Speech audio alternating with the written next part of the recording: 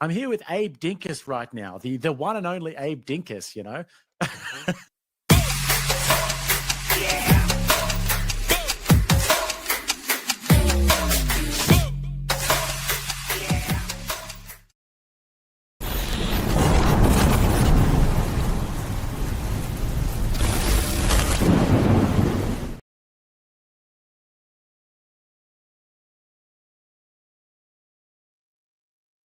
All right, welcome in, ladies and gentlemen. As you know, tonight is the death penalty debate. We have Counterpoints versus Michael Hatch. I'll let them come up and introduce themselves a little bit here, and then we'll get started. Michael Hatch, welcome in. Howdy. Connor, welcome in. Michael, do you want to tell us a little bit about yourself real quick? Sure. Yeah. I am doing some debates recreationally this summer. I'm a big fan of the platforms and a lot of these channels. I have a full-time teaching job outside of this, so I'll be here for a little bit in summer and then not anymore. But I'm passionate about like politics and military, global strategy kind of stuff. And I have an old master's degree in global policy and strategy. But I ended up being an educator, and I love it. Getting a new master's degree in that. That's what I'm specializing in now. That's my new lane. But I still like coming in here and chatting politics. And I've been a fan of Counterpoint's channels a long time too, and I usually like a lot of his takes. I like his art stuff too. But yeah, I'm excited to just kind of get into this, and hopefully we can be a little productive and original, hopefully today. So Fun. All right, Connor. Yeah, so my name's Connor. I'm a science fiction, politics, and philosophy nerd, a Marine Corps law enforcement veteran, and I'm trying to be a real Republican, a Republican who is honest, has integrity, nuance, and objectives. If I was to put myself on the political map, I would consider myself a conservatarian. I think that we should be maximally free like libertarians do, but then I still believe in a state, and I will have some conservative takes every now and then, like the fact that capital punishment can be justified. So if you want to check anything out that I do, I run several channels: Counterpoints 40K, where I break down Warhammer; Counterpoints Sci-Fi and Star Wars, where I break down those topics; Counterpoints Politics, where I'm going to be posting my VODs; and then I'm also live on Valor Media Network, 9:30 a.m. to 2:30 p.m. Monday through Friday. Awesome. Thank you for that.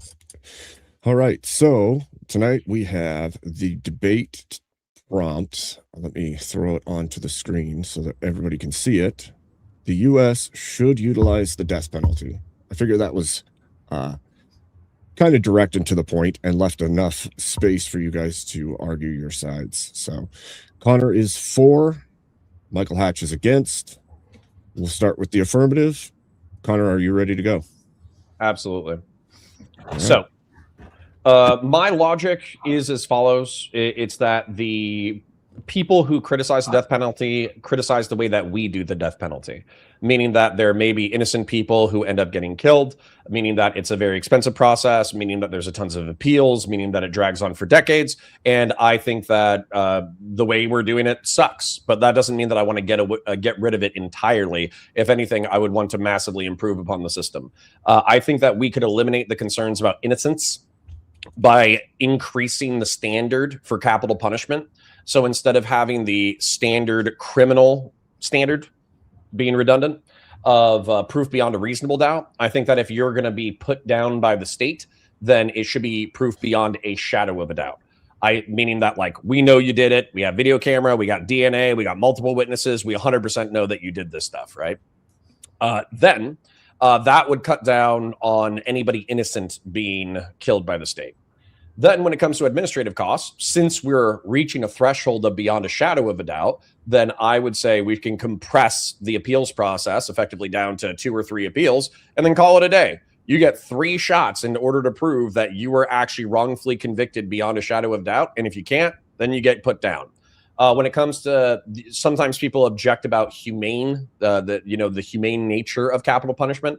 I would say we could fix this problem real quick by just using opiates. Like we have a problem in this country where we have fentanyl running in the streets, knocking people out left, right, and center. Apparently dying from heroin is probably one of the most pleasant ways to die. So we don't have to punish or torture the people that we're euthanizing. We can just kill them with fentanyl or heroin.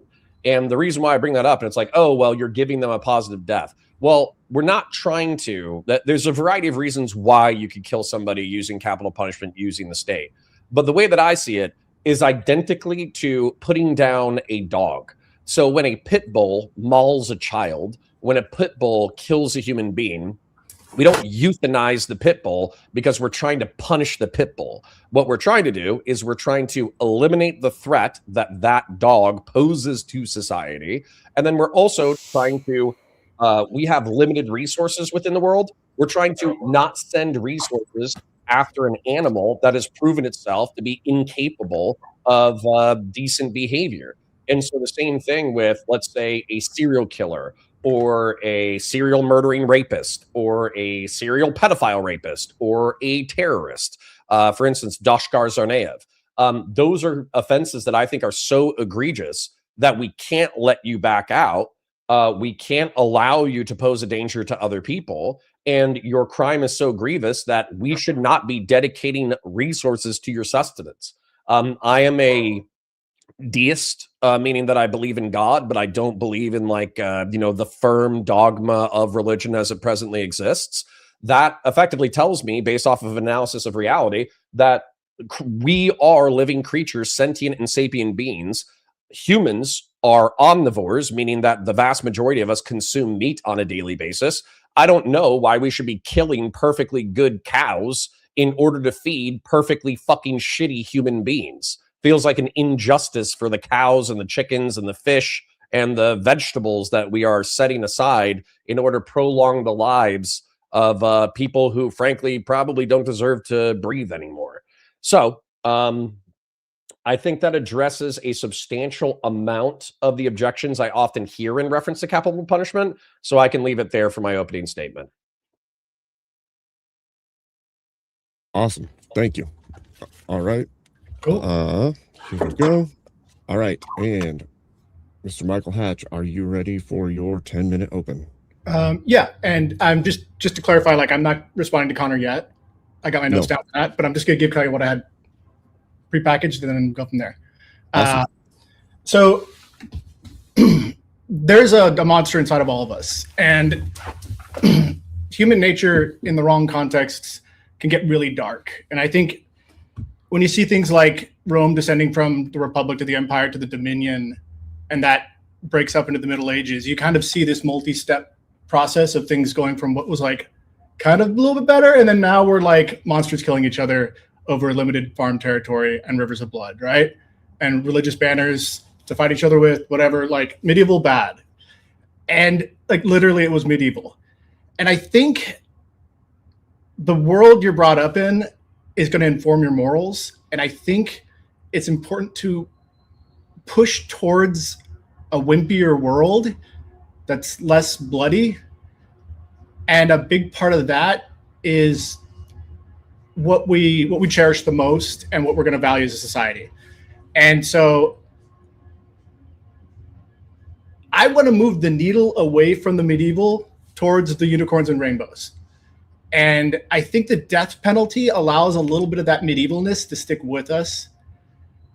It's not to say that we can never be perfected, or, we were talking about Carl Jung earlier off camera, but like, don't have our shadows. But if we can build better worlds that is nicer, then I think the vibes of a nicer world is better. So that's sort of at the core of the thing. And so Connor's, I think I'll leave it at that for now, but basically we built a better, kinder world, and we have slowly become wimpier and had nicer morals, right? A little more Disney, a little more inclusive, whatever, like all those things are. I generally think that's, the world of technology and hospitals and hugs, like, cool. That's the world I envision. If the cost of that is not killing some people that you could justify shouldn't be alive anymore, I'm okay with eating that cost. I also don't think they deserve to die, because killing's bad, and let's just feed them. Because as that guy in that weird hat said in Thor Ragnarok, we already got him. The end. All right. So you both were pretty quick on those opens. That's Amazing. Okay, so I'm going to give you guys each 5 minutes for rebuttals, and then we'll go into a 1 hour open after that. As we did earlier, we'll start with Connor, and let me pull this up real quick. There we go. All right, when you're ready. Oh, you're muted. Connor, Sorry. yeah, there you go. You can hear me now? Yes. Okay. You're right. There are monsters inside all of us, but monsters can be directed, and not all violence is unrighteous violence. So, for instance, when a law enforcement officer arrests somebody, if that somebody has committed a crime against society, we don't consider that violence bad. Same thing with the military. If we were to defend ourselves against a invading nation, we wouldn't consider that bad. Same thing with World War II, where we went after against, imperialist and fascist nations. We don't consider that bad, even though there was a lot of violence inside all of those things. So pushing towards a less bloody world, weirdly enough, I think some of the worst authoritarians on the planet have used this kind of thinking in order to justify Orwellian societies that are absolute fucking nightmares. Whenever the Chinese Communist Party justify what they're doing in reference to their surveillance state and their law enforcement state, they're always talking about greater social harmony. They're always talking about, the health of the greater good. They're always talking about how they're serving the common people whenever they're committing, cultural genocide against the Uyghur Muslims. Whenever they're talking about, oppressing the Falun Gong through organ harvesting. Whenever they're talking about, disappearing corrupt politicians without due process. They're always appealing to some harmonious good that must be served. And so this kind of language, I am always pretty hostile towards. Not only that, but the medievalness, you say that we carry the medievalness with us. Well, I have a feeling that there's a reason why brutality exists. We don't begrudge lions for eating antelope. We don't begrudge tigers for hunting whatever the fudge they hunt. Nor, and one of the things that you said was killing's bad, nor do we begrudge the human species what it does in order to survive as a species, which involves a healthy amount of killing. We kill all the time in order to serve our own species. So why would we draw some kind of arbitrary boundary around human beings? I don't understand. It does feel arbitrary to me. Then what I would say as well is, you have no idea what the next centuries or millennia are going to look like in reference to the human species. Yeah, sure, we might be bending towards a more just world. We also could devolve into absolute fucking barbarism and the collapse of civilization. The United States shares a lot of analogs with Rome. So what happens if the United States collapses? It's not going to be a friendly, happy, lucky, hand-holdy world. It's going to be a violent world, and we should know the difference between righteous and unrighteous violence. And then let's say that doesn't happen. Let's say that we explore the stars and we bump into a sapient species. Well, of course, we should work with diplomacy first. But what if we bump into a sapient species similar to us that actually has no problems with warfare, killing, or, hard power? Well, then at that point, we're going to need to remember some of our medieval habits. We're going to need to remember some of the violence and blood that has built us as a species. The one point that I also want to make before I kind of wrap here, though, wrap with my rebuttal, is that you said in general that killing is bad and you want to build a better world. Well, we sacrifice billions of agricultural animals every single year in order to sustain ourselves as a species. Why? And by the way, you're talking about extending, in this hypothetical, a proof beyond a shadow of a doubt serial killer's life for decades. And by proxy, you are condemning hundreds of sentient animals to death in order to serve food to that vile, irredeemable sack of shit. Why? Why is killing the 300 to 1,000 agricultural animals in service to feeding some fucking sociopath, serial killer, pedophile murderer? Why should we kill the animals for this fucking degenerate piece of subhuman filth? I'll leave it there. I like the use of subhuman there. As if there's an arbitrary line. Well, I do tend to think of pedophiles and serial killers as, something other than fully human, but I'll leave it there. All right. So I'll concede that there could be times and contexts where the death penalty might be adaptive or appropriate. In a medieval world, in a hunter-gatherer society, the morals and systems that are being created that can function to support the stability of those societies, it might be necessary. I've never lived in a medieval village. Maybe if I was there for 10 minutes, I'd realize, oh, they need the death penalty. Like, this is bad, right? Like, I'll concede that there could be situations in the past that are that bad. It's hard to imagine. It's hard to put myself there fairly. But I got born into a world that was after that, and I really like it. And I really like its level of niceness. And so while I agree with Connor's points that there could be justified violence, and in war, there could be justified violence, right? Within peacetime, domestically, when you got someone and you already got them, does killing them make us any better? Or does it make any deterrent? And I think it kind of poisons us a little bit when we kill someone. It kind of tempts us back to the Warhammer of the old days, because there's something very interesting and like fantastic about that world, right? It's energizing and invigorating. Like, dang, if I could get that space armor on, right? But do we want a space armor future or a Star Trek future? You know, like, is it?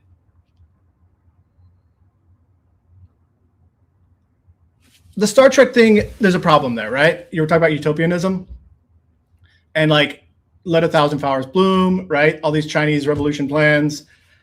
I actually super agree with you on that. I think singular master schemes are dangerous. I think, you know, Polybius, Aristotle had this 2,000 years ago, 2,500 years ago. You need ways to organize law and justice that create stability. Like, that was their great goal. And I don't think killing a dozen serial killer maniacs a year does anything to make us more stable, but I think it does poison us a little bit by doing it.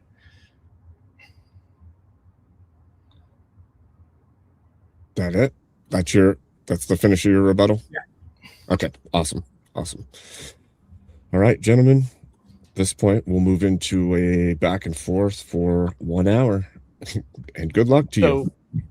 So what I was going to say is that you were born into a world that was nice. What year were you born? 1980. Okay. You weren't born into a world that was nice. Our homicide rate was double what it is right now. You were at like arguably the peak of the drug war.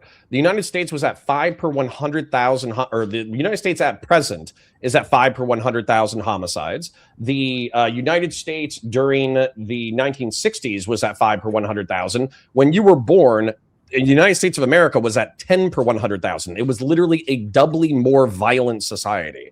And then also, you're still not even nowadays, you're still not in this utopian, relatively safe, healthy society. You can go to areas of Baltimore, like West Baltimore, where the homicide rate is 60 per 100,000.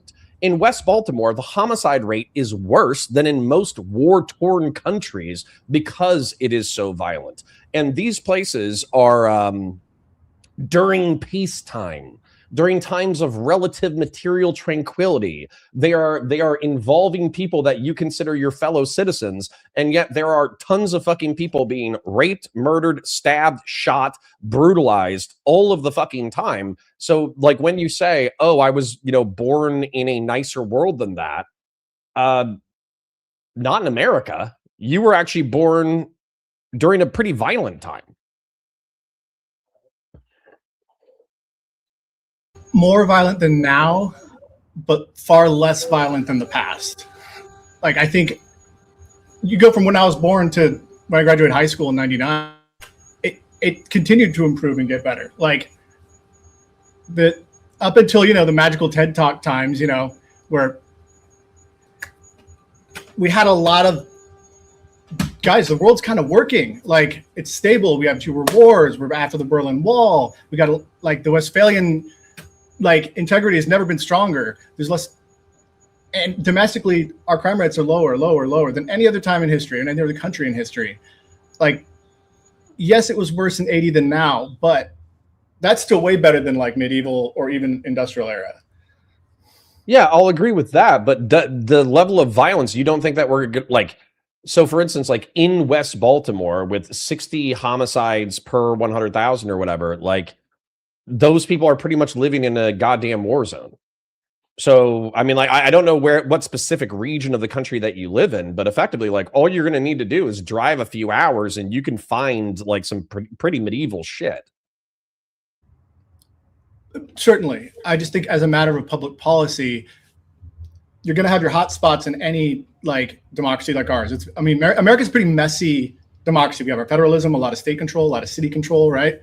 And you are going to get a lot of variety. But as a general policy across the board, if we were to take away the death penalty, let's say by a constitutional amendment, I just don't think that's going to make crime get worse. And I don't see how the incentives are going to change for the things that make people kill people. Because I find it hard to imagine that the circumstances where people kill people, the piece of information about the death penalty is going to get in there and stop them at the last second.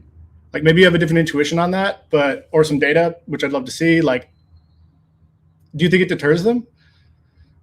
I don't know. It deters me. So hold on. Being real, because I don't think I have any data to support that the capital punishment specifically has any kind of deterrent effect. I will tell you that like grievous punishment absolutely deters my mindset.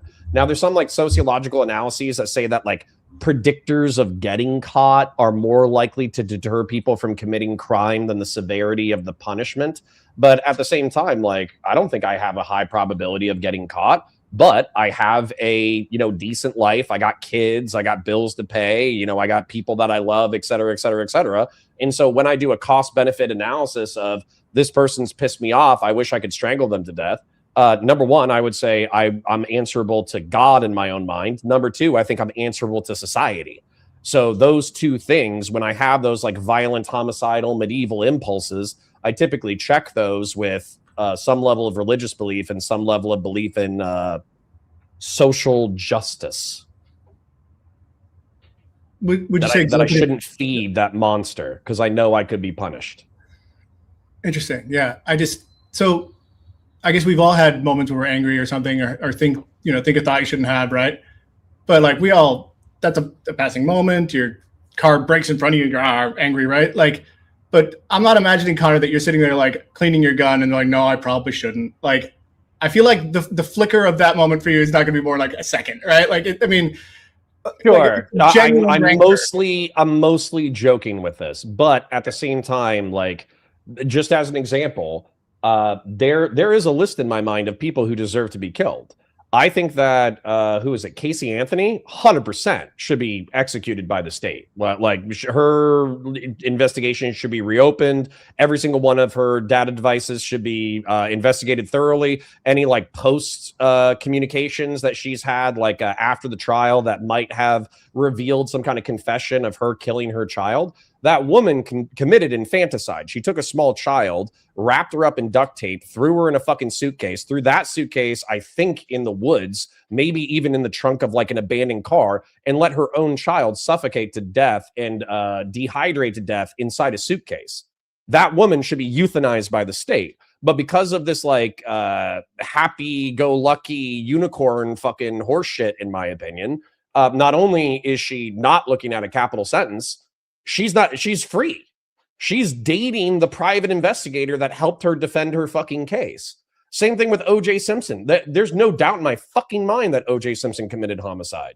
That's another person that should have fucking been killed by the state. Doshkar Sarnaev still hasn't been put down by the state. He left pipe bombs in the middle of in the middle of the Boston Marathon, and he killed like an 8-year-old or a 10-year-old. He knew what he was doing. So why the fuck would we, and I'll ask you this thing again about like agricultural animals. Why should cows and chickens and fish be slaughtered in order to feed Doshkar Sarnaev when he showed no care for the people of Boston? If you and I were on the committee to write the law about this, right? I would happily stipulate that we're going to have an addendum that says they eat vegetarian. But I don't think I guess that technically solves the problem, but do you think you're actually going to get that passed as a part of your bill to add to seriously, like capital you're going to have an 8th Amendment lawsuit faster than anything else. So they're going to say that you forcing them to be vegetarian is cruel and unusual punishment. Sorry, that's just quotable. No, I'm kind of kidding, but you get this weird scenario where, like Anders Breivik, for instance, Anders Breivik, I want to say he killed around either 100 or 200 people in Norway. He like shot them, pipe bombed them, killed them. He basically slaughtered I think it was like 93 people or something like that. I'd have to take a look at the exact stats. He petitioned the Norwegian government to say that his video game console is cruel and inhumane treatment because he had an outdated video game console with no internet and old video games. Why the fuck should we be tolerating that? Why should Anders Breivik be why should he have gotten the ability to kill 100 people and then bitch that he has too old of a fucking video game system? You want to go fucking barbaric? I don't even think that guy should be euthanized with fucking fentanyl. I think that guy should be fucking flayed alive and fucking crucified in the streets. So weirdly enough, you feel like capital punishment with heroin is barbaric. No, that's like the centrist position, in my opinion.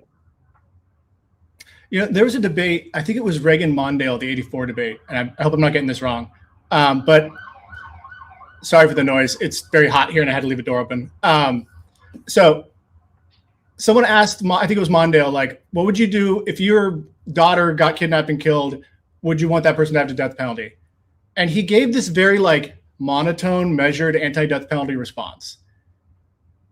And there was no passion in him at all. And a lot of people saw that as a debate lose moment because you're not going to be mad if this guy killed your daughter. Of course you want to kill him, right? But I feel like there's a great sort of callback to that in the West Wing where they're debating how to debate in a later episode. There's a small West Wing spoiler for dialogue, but they're talking about how the president should respond in a thing. And I think Toby Ziegler gives a great answer. He's like, the answer you should give is, of course I'd be mad. Of course I'd want them dead. That's why we have courts and justice systems, and we don't let dads take revenge. And I know you're appealing to our sense of morality when you're saying why these people should be dead and they don't deserve to be alive. But whether or not he's complaining about his video game system, to me, I don't think should weigh on our public policy choices. Does that make sense? There's going to be where's the justice in that? And then here's another thing too. Where is it written that retribution isn't a cause for justice? I understand that we've all been raised on, Batman cartoons and Superman and all that kind of stuff. But there are multiple motivations, like justice. I'm pretty sure if we look at it, there's gonna be some ascription to fairness. So we have moral systems throughout our species. We have what I like to call barbarian retributive violence. You kill a member of my tribe, I kill your entire tribe. We have eye for an eye, which basically means you poke out my eye, I'm entitled to either your eye or I'm entitled to compensation for my eye. That's equivalent to my eye. We have tit for tat with some level of turning the other cheek, which basically means that when you fuck me over, I reciprocate with you fucking you over, but I don't necessarily have to fuck you over the exact same way. I can fuck you over in a way that's more creative and maybe even legal. And then there's turn the other cheek, which is basically you can strike me and I'll give you my other cheek. Now, of course, when we're talking about being reciprocal in good faith, then we would want to turn the other cheek as maximally as possible. But if there's somebody who when you turn your cheek, they slit your throat and rape your daughter, turning the other cheek doesn't really work. At least not on this plane of existence, unless you're appealing to God. I agree with that last point, that if we're in a outside the law situation, state of nature, yeah, different rules are going to apply. Within the rule of law bubble, though, right? When we're talking about justice, what's a prison for, right? You have getting better, recovery is one reason, removal from society, just separating, right? Another one's punishment, right? And one is retribution, right? So retribution is kind of a personalized punishment. You could just have breaking rocks because you stole, I don't know, something very expensive from a city or something, right? So there's these 4 kind of categories. And I feel like over the history of our country, we have sort of moved and changed what quadrant of that we want to be in as a country. And I think it would be, as much as legal scholars might be like pretty clean and clinical about like, no, it shouldn't be retributive, it shouldn't be revenge, right? Something of that spirit is in our voting, and that voting does affect the death penalty, right? So I guess I would say I would want us together to be like, yeah, let's just make jail not about revenge, not about vengeance, and not about punishment. But we can make it about separation and for the right people doing something to improve themselves, right? And I would challenge you to argue maybe why a legal system, its bubble, should include the spirit of retribution or revenge in it. I would think that maybe that should stay in the older world, just in terms of how you're setting. You're asking me like why it should, but my question is like, why shouldn't it? Why shouldn't you like, let's hypothetical you. Why, if you cause harm in the world, if you hurt other people, should you be treated neutrally? Like, why should you not be punished? Why should you not receive retribution? Because the whole thing about it is like, we're a reciprocal species. So what you do to me, you can kind of expect to be done to you. We understand that instinctively. So if you kill a member of my tribe, then chances are that you yourself or somebody you love could be killed. We understand this like on a fundamental bare bones level. So why would we stop that? Why would we say, oh no, actually you can do a bunch of fucked up shit, but if we catch you, we're going to treat you neutrally? Why is that the default? I think that's modern justice. I think we deliberately created buffers to try and separate ourselves from that as much as we can. Why? Well, if the court is entangled in the mud of the emotions around what the killing of someone may or may not mean, right? Like if one particular person gets killed and it's like a huge media story, and another particular person gets killed and it's not really big news, like all that could sway how much justice is happening. Like, but by making the court more independent and sort of clinically removed as much as we practically can for humans from the vengeance spirit, I feel like that is closer to the ideal of what I would hope justice would be, right?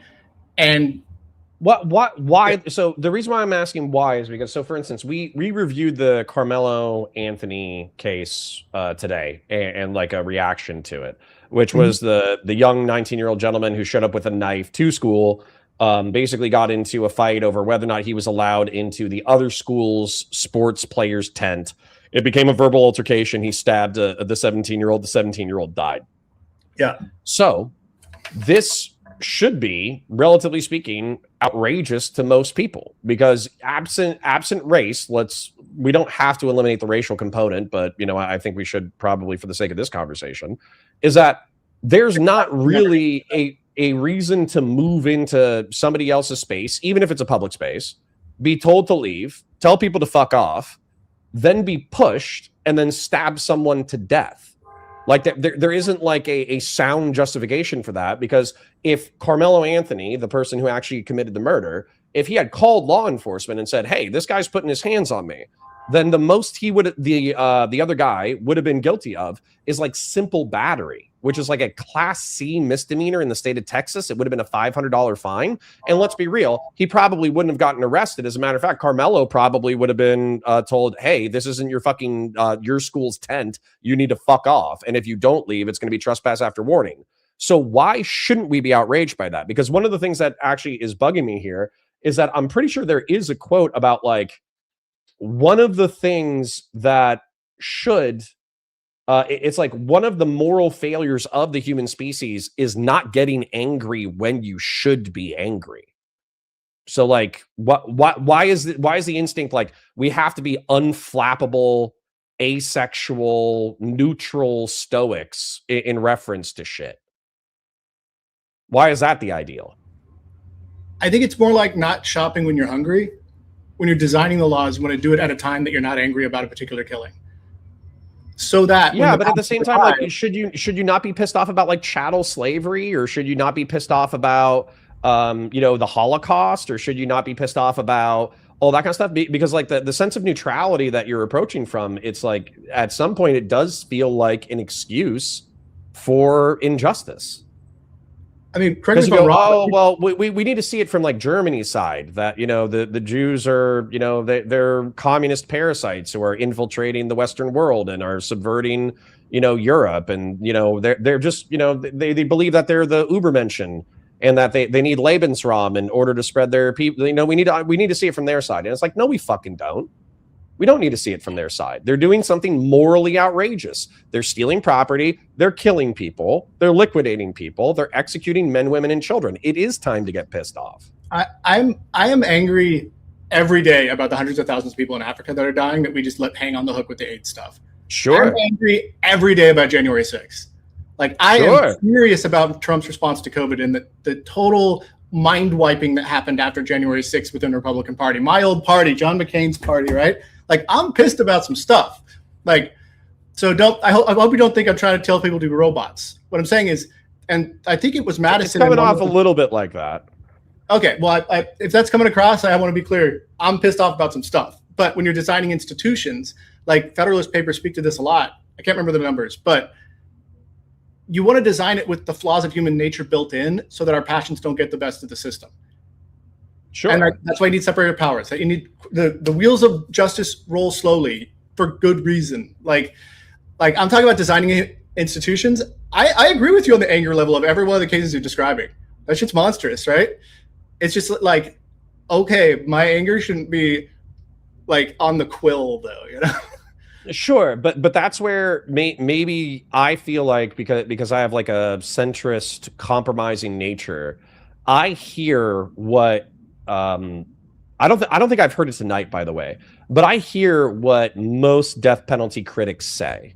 What most death penalty critics say is there have been innocent people, provably innocent, who have been I forget what you call it. Expunged or I really wish I had the exact word. Exonerated. Yeah, there it is. They've been exonerated by DNA evidence, so we knew that this person didn't commit the rape and the murder. You know, like we knew 100%, and yet they were put down. They were killed anyways, right? So I hear them that there have been innocent people who have actually been killed, particularly like prior to the 1990s, prior to DNA evidence and all that kind of stuff. Like that, it was definitely way more common. So I hear you. I hear them on that. I hear them on the long processing time. I hear them on the expense. I hear them on all that kind of shit. What I don't hear them on, though, is like justice. And maybe it's just because we just have a different conception of justice, where they will almost appeal to me after I say, okay, let's go to beyond a shadow of a reasonable doubt standard. Okay, let's reduce down to 3 appeals. And this should already cut, you know, capital punishment by like 70%. And then also, let's not make the actual killing process inhumane through drugs. I feel like I've addressed their substantive shit. And then they try to appeal to me out of some kind of like, some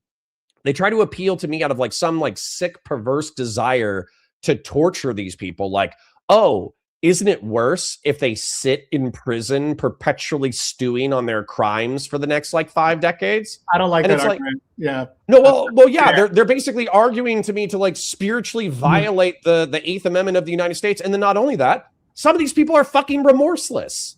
They probably don't give a shit that they killed a bunch of people. Yeah, I've never understood that argument, so it's not one I'm making. Sure. Because it kind of goes counter to the whole spirit of like my reason for not liking the death penalty, because it's not nice. That argument they're making, like, he'll suffer more if he lives his whole life there. Like, that just makes it worse to me. I don't, you know, right? Yeah. But you know, you should. So you kind of you said this thing though, where it's like, well, it's not nice or whatever, and it poisons our souls or whatever. But I feel maybe this is me compensating. I feel like being nice is not always correct. Right? It's just not always correct. Like being tactful, sure. Being diplomatic, sure. Being patient, sure. But being nice, no. Absolutely the fuck not. And there are times where you should be mean. Can I choose a different word than nice? Sure. Something like neutral or moderated, like temperate maybe, but like not being mean, I'd say. Something like if you're giving someone's thumbprints and they're coming to prison, right? You shouldn't be like shouting at them while they're picking up the new orange like PJs. Like, just do the procedure. Don't need to be mean to them, right? Like, it's in that spirit that I'm speaking to, not like obsequiousness. You know, like it should be neutrally, just like the prison shouldn't be picking on people or yelling at people if you're a guard or something. Like, the energy that's behind the death penalty, I feel like even if I knew that it would be cheaper to put them to death, like I wouldn't care. Like the utility there is. Yeah, it sounds to me like you're worried about staining either your soul through participation or the soul of America by tolerating this institution for centuries to come. That's what it sounds like. It's like a spiritual argument that we are tainting ourselves by participating in this archaic punishment. Yeah, like when we have the Elon Musk statue of him doing a Nazi salute on Mars, right? Like that's the future I don't want. Right? Sure. Like I guess my thing though is like topic example, you know what I mean? If you would actually solve just to maybe kind of move towards the argumentation that actually works. Weirdly enough, if you compelled every fucking person who was worthy of capital punishment in order to avoid capital punishment to become vegetarian, that's like weirdly enough quite funny to me, to the point that I would like almost tolerate it. It's like, guess what, bitch? You get to fucking live for like another 5 decades, but you can only eat soy patties for the next 5 decades. That's actually like weirdly. Yeah, that's like weirdly funny to me. And funnily enough, I think it deals with my strongest argument, which is that you have to sacrifice dozens or hundreds or thousands of sentient animals. Now, pointing that out from a procedural matter, though, just to kind of ram this home, like, I think that because we accept that the human species is omnivorous, your capacity to like put it into law that anybody who is eligible for capital punishment under prior legislation must be vegetarian, I don't see that making it into the law. And weirdly enough, I see organizations like the ACLU fighting against that because they would say, oh, well, this is cruel and inhumane because you're compelling carnivores and omnivores to eat a diet that's against their like personal dietary preference, and also maybe it even violates their like religion or something. If there's some kind of carnist argumentation for religion. Yeah, and I think it would be distracting from like constitutional amendments should be short, right? Like I think that would be a distraction if this were that kind of thing. It would be distracting to throw in the vegetarian thing, right? It's off topic. It's a sort of disconnected dot from the core of what's important for the topic. Sure. And that's where I think that you would, if everybody agreed with you, all that we would get past is, you know, we have determined that capital punishment is cruel and unusual. Therefore, based on the 8th Amendment, we're passing the 33rd Amendment or something that says capital punishment is banned in the United States. Right. Like I think that's how the amendment would actually read.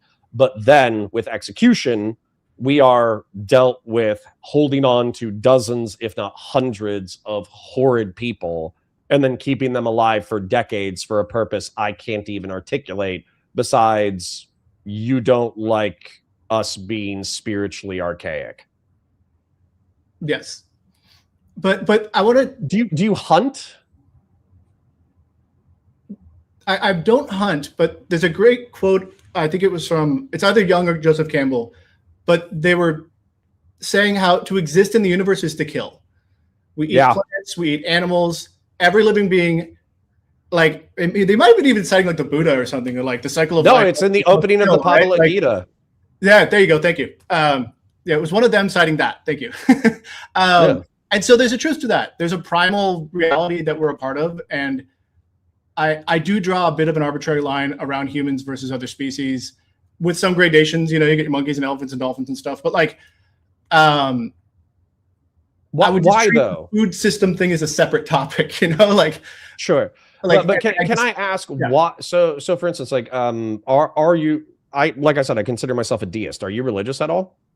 No, I grew up Catholic though, and I still maintain a lot of the culture of life attitudes around death penalty and stuff like that. Like, so why have you segregated? Because for instance, like, I think cows are stupid. I think chickens are stupid. I don't think a chicken is ever going to like do calculus or like cure cancer or whatever. but I can still recognize that there is like a sentient experience happening within a cow or a chicken or a dog or a pig, and that consciousness, similar to me in reference to evolutionary pressure, has a desire to survive. And you can see that whenever an animal goes to slaughter, you can see that during hunting, they always have a desire to push on and to survive. So the reason why we violate that desire to survival is because we say, we, the human species, are at the top. Your meat, your poultry, your whatever, your eggs, whatever, they are ours. And therefore, even though it's violating your sentient experience and causing you pain, we don't give a shit. And we're going to violate your sentient experience in order to make sure that our species is doing well. So why? Because I still value sentient experience in general.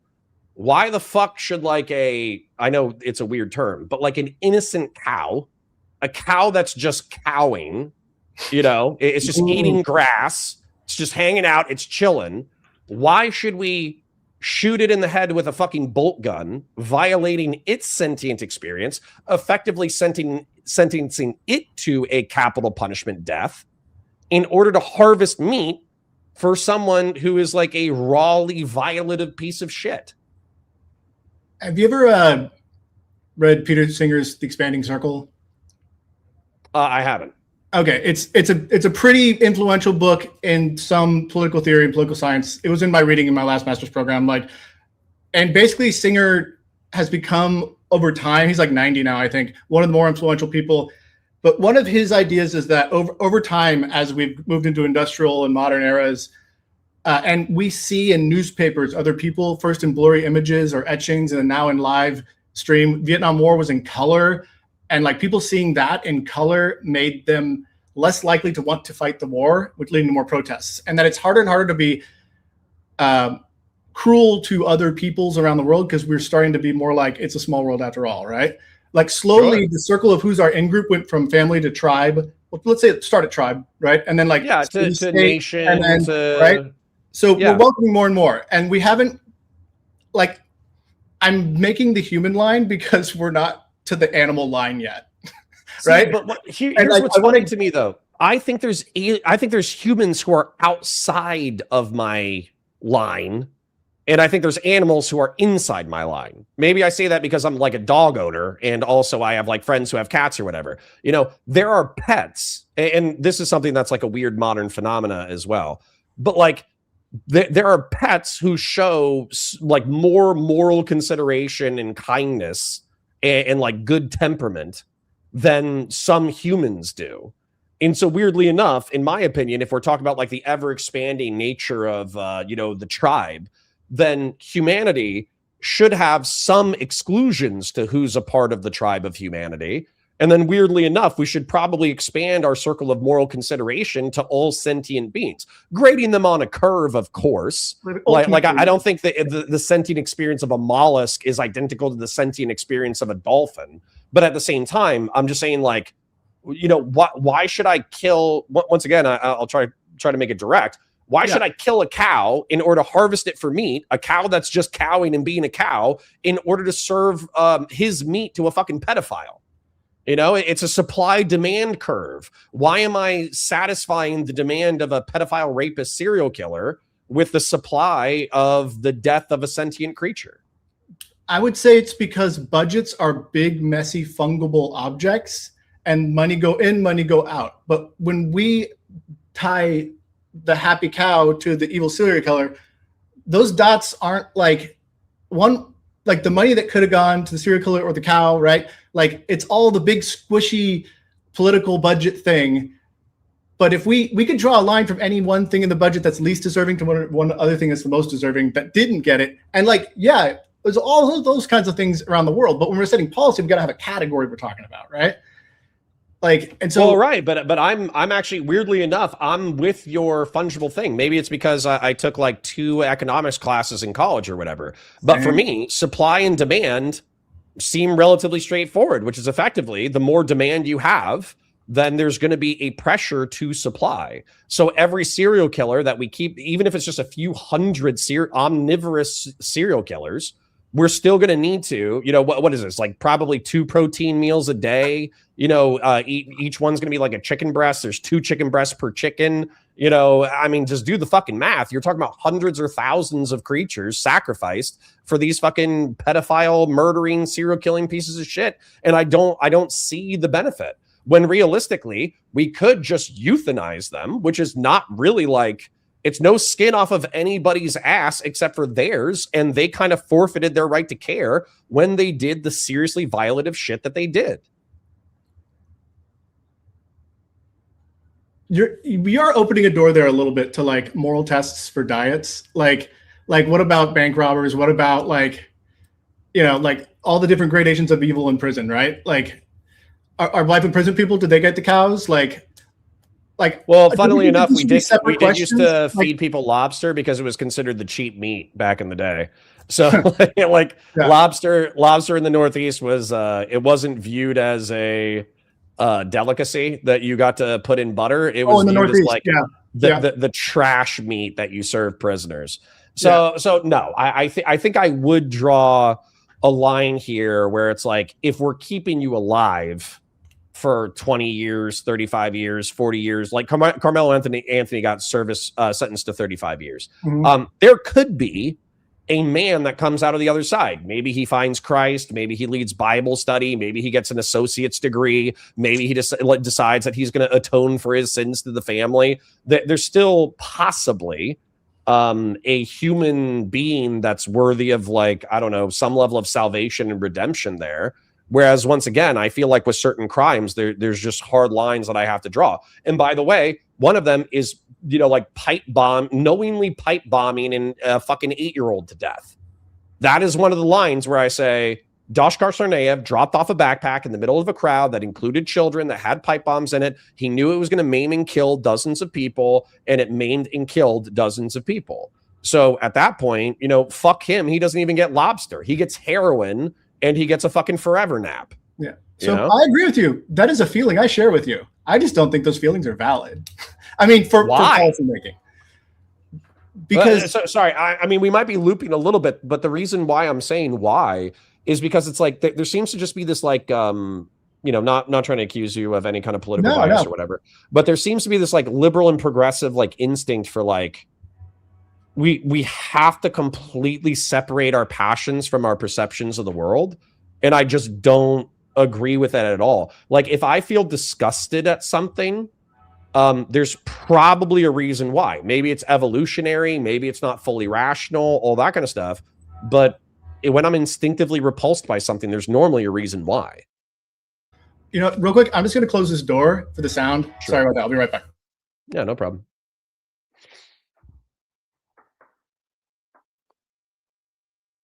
Interesting. Hi, Abe. How you doing? I'm good. This is meandering, but it's kind of awesome because you're kind of fleshing out some, I think, pertinent ideas, actually. Yeah, well, so just between us girls while Michael's gone or whatever, like, well, I guess he's back.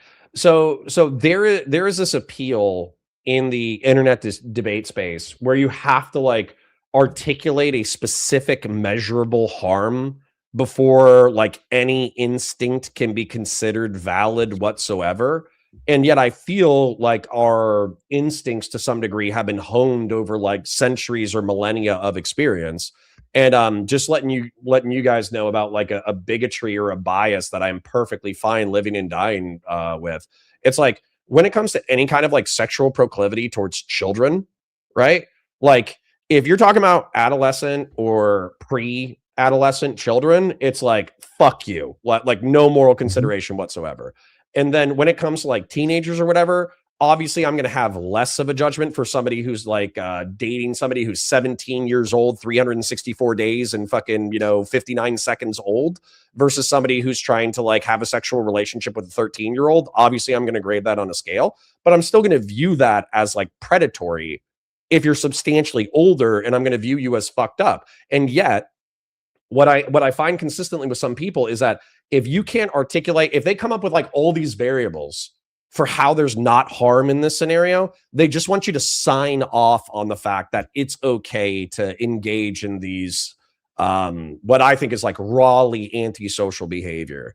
And I find that the instinct to tolerate, the instinct to accept, it goes too far, in my opinion. There are some things you should be pissed off at. There are some things that you should draw lines on, or hard lines on. And there are times where violence is justified. I don't think I disagree with any of that. I know, but I the reason why I'm getting frustrated or whatever, and it's not anything personal, it's just that I think that your instinct to try to push society towards like a quote unquote better or nicer place is like a parallel instinct to what I hear from progressives and from liberals, where they're like, well, if you can't articulate a specific harm, then who gives a shit? And it's like, no, I'm still pissed off and fuck you. Yeah, I find that a lot of the anti-capital punishment arguments are not that great. So I probably can agree with you on a lot of how they build the structures of those. Like, can I tell you a park ranger story real quick? Please. So I only was a park ranger for like one season, seven years. I was out in the Grand Tetons, but we had bears, like a lot of bears. Like I was hanging out with some bears a lot, like at least once a week. I'm following one with the walkie-talkie as we get them away from where the people are, right? And like one of the older rangers just had a really funny thing, and we were asking about how they designed the trash cans, and they said it's actually really hard to design. And for those listening, there are these complicated trash cans that different parks do different ways to make it so that humans can throw their trash away and close it, but bears cannot get in. And they had a bear expert there, like the regional expert on bears. We were at a campfire one time. He was sharing his whiskey with us. It was like a great night. And he had forearms like you wouldn't believe. But like he builds bear traps. Like he does this whole, he's a PhD in bear, whatever, however that goes. But he said the problem with designing bear traps is that sometimes there's an overlap, right? Where the smartest bear can get into trash cans that some humans can't figure out how to operate. Right? Yeah. that sounds like the most human shit I've ever heard in my entire life. Absolutely. So you're actually preventing humans from getting into the trash cans instead of the bears. Yeah. And like at some point you have to design a bear trash can, and it's not going to perfectly keep bears out or humans in, right? Mm-hmm. And I would say my point of view is that having a clear line there is a sort of imperfect bear trap. Or not bear trap, bear trash can. What about like the sanctity of life of the human species or something? Something in that ballpark that would be a good and healthy heuristic to pass to the future as a moral standard. Yeah. That most modern countries do, except us, Japan, and South Korea, I think. But that doesn't even matter. Whatever countries do or don't is not my argument. My argument is that, like, yes, you're right. There will be some beautiful best friend dogs out there that are more value to the universe than some horrible dude, right? But as a rule, we got to set for everyone. We got to not eat while we're hungry, and then plan that rule. And that's where I would put that line as a useful, because it has to be legible to the average person. Well, I accept that, and actually, from a utilitarian standpoint, oftentimes what I've heard argued in the past, poorly by the way, but still argued, is that societies that still have capital punishment compared to a lot of societies that don't have capital punishment actually tend to be less violent. I think that stands with like there's other correlative factors like education, access to firearms, levels of development, all that kind of shit. Yeah. But they'll point out that correlate. So my thing though is, especially you just said like, oh, well, it's us and like 2 developed Asian countries that still have the death penalty compared to the rest of the civilized world. My frustration with that mentality is for me, I know that for the next generation, 9/11 is ancient history. And I know that for the next generation, Vietnam is fucking the Mesozoic era. And I know that fucking World War II was, might as well have been like the age of the dinosaurs or whatever.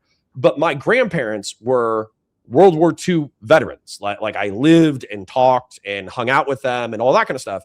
And so for me, the Europeans being like, oh, we're so civilized. And it's like only recently, like only very recently, like in my grandparents' lifetime, when I was 20, we had the War on Terror, which was a conflict that cost 10,000 American lives and 200,000 Iraqi lives.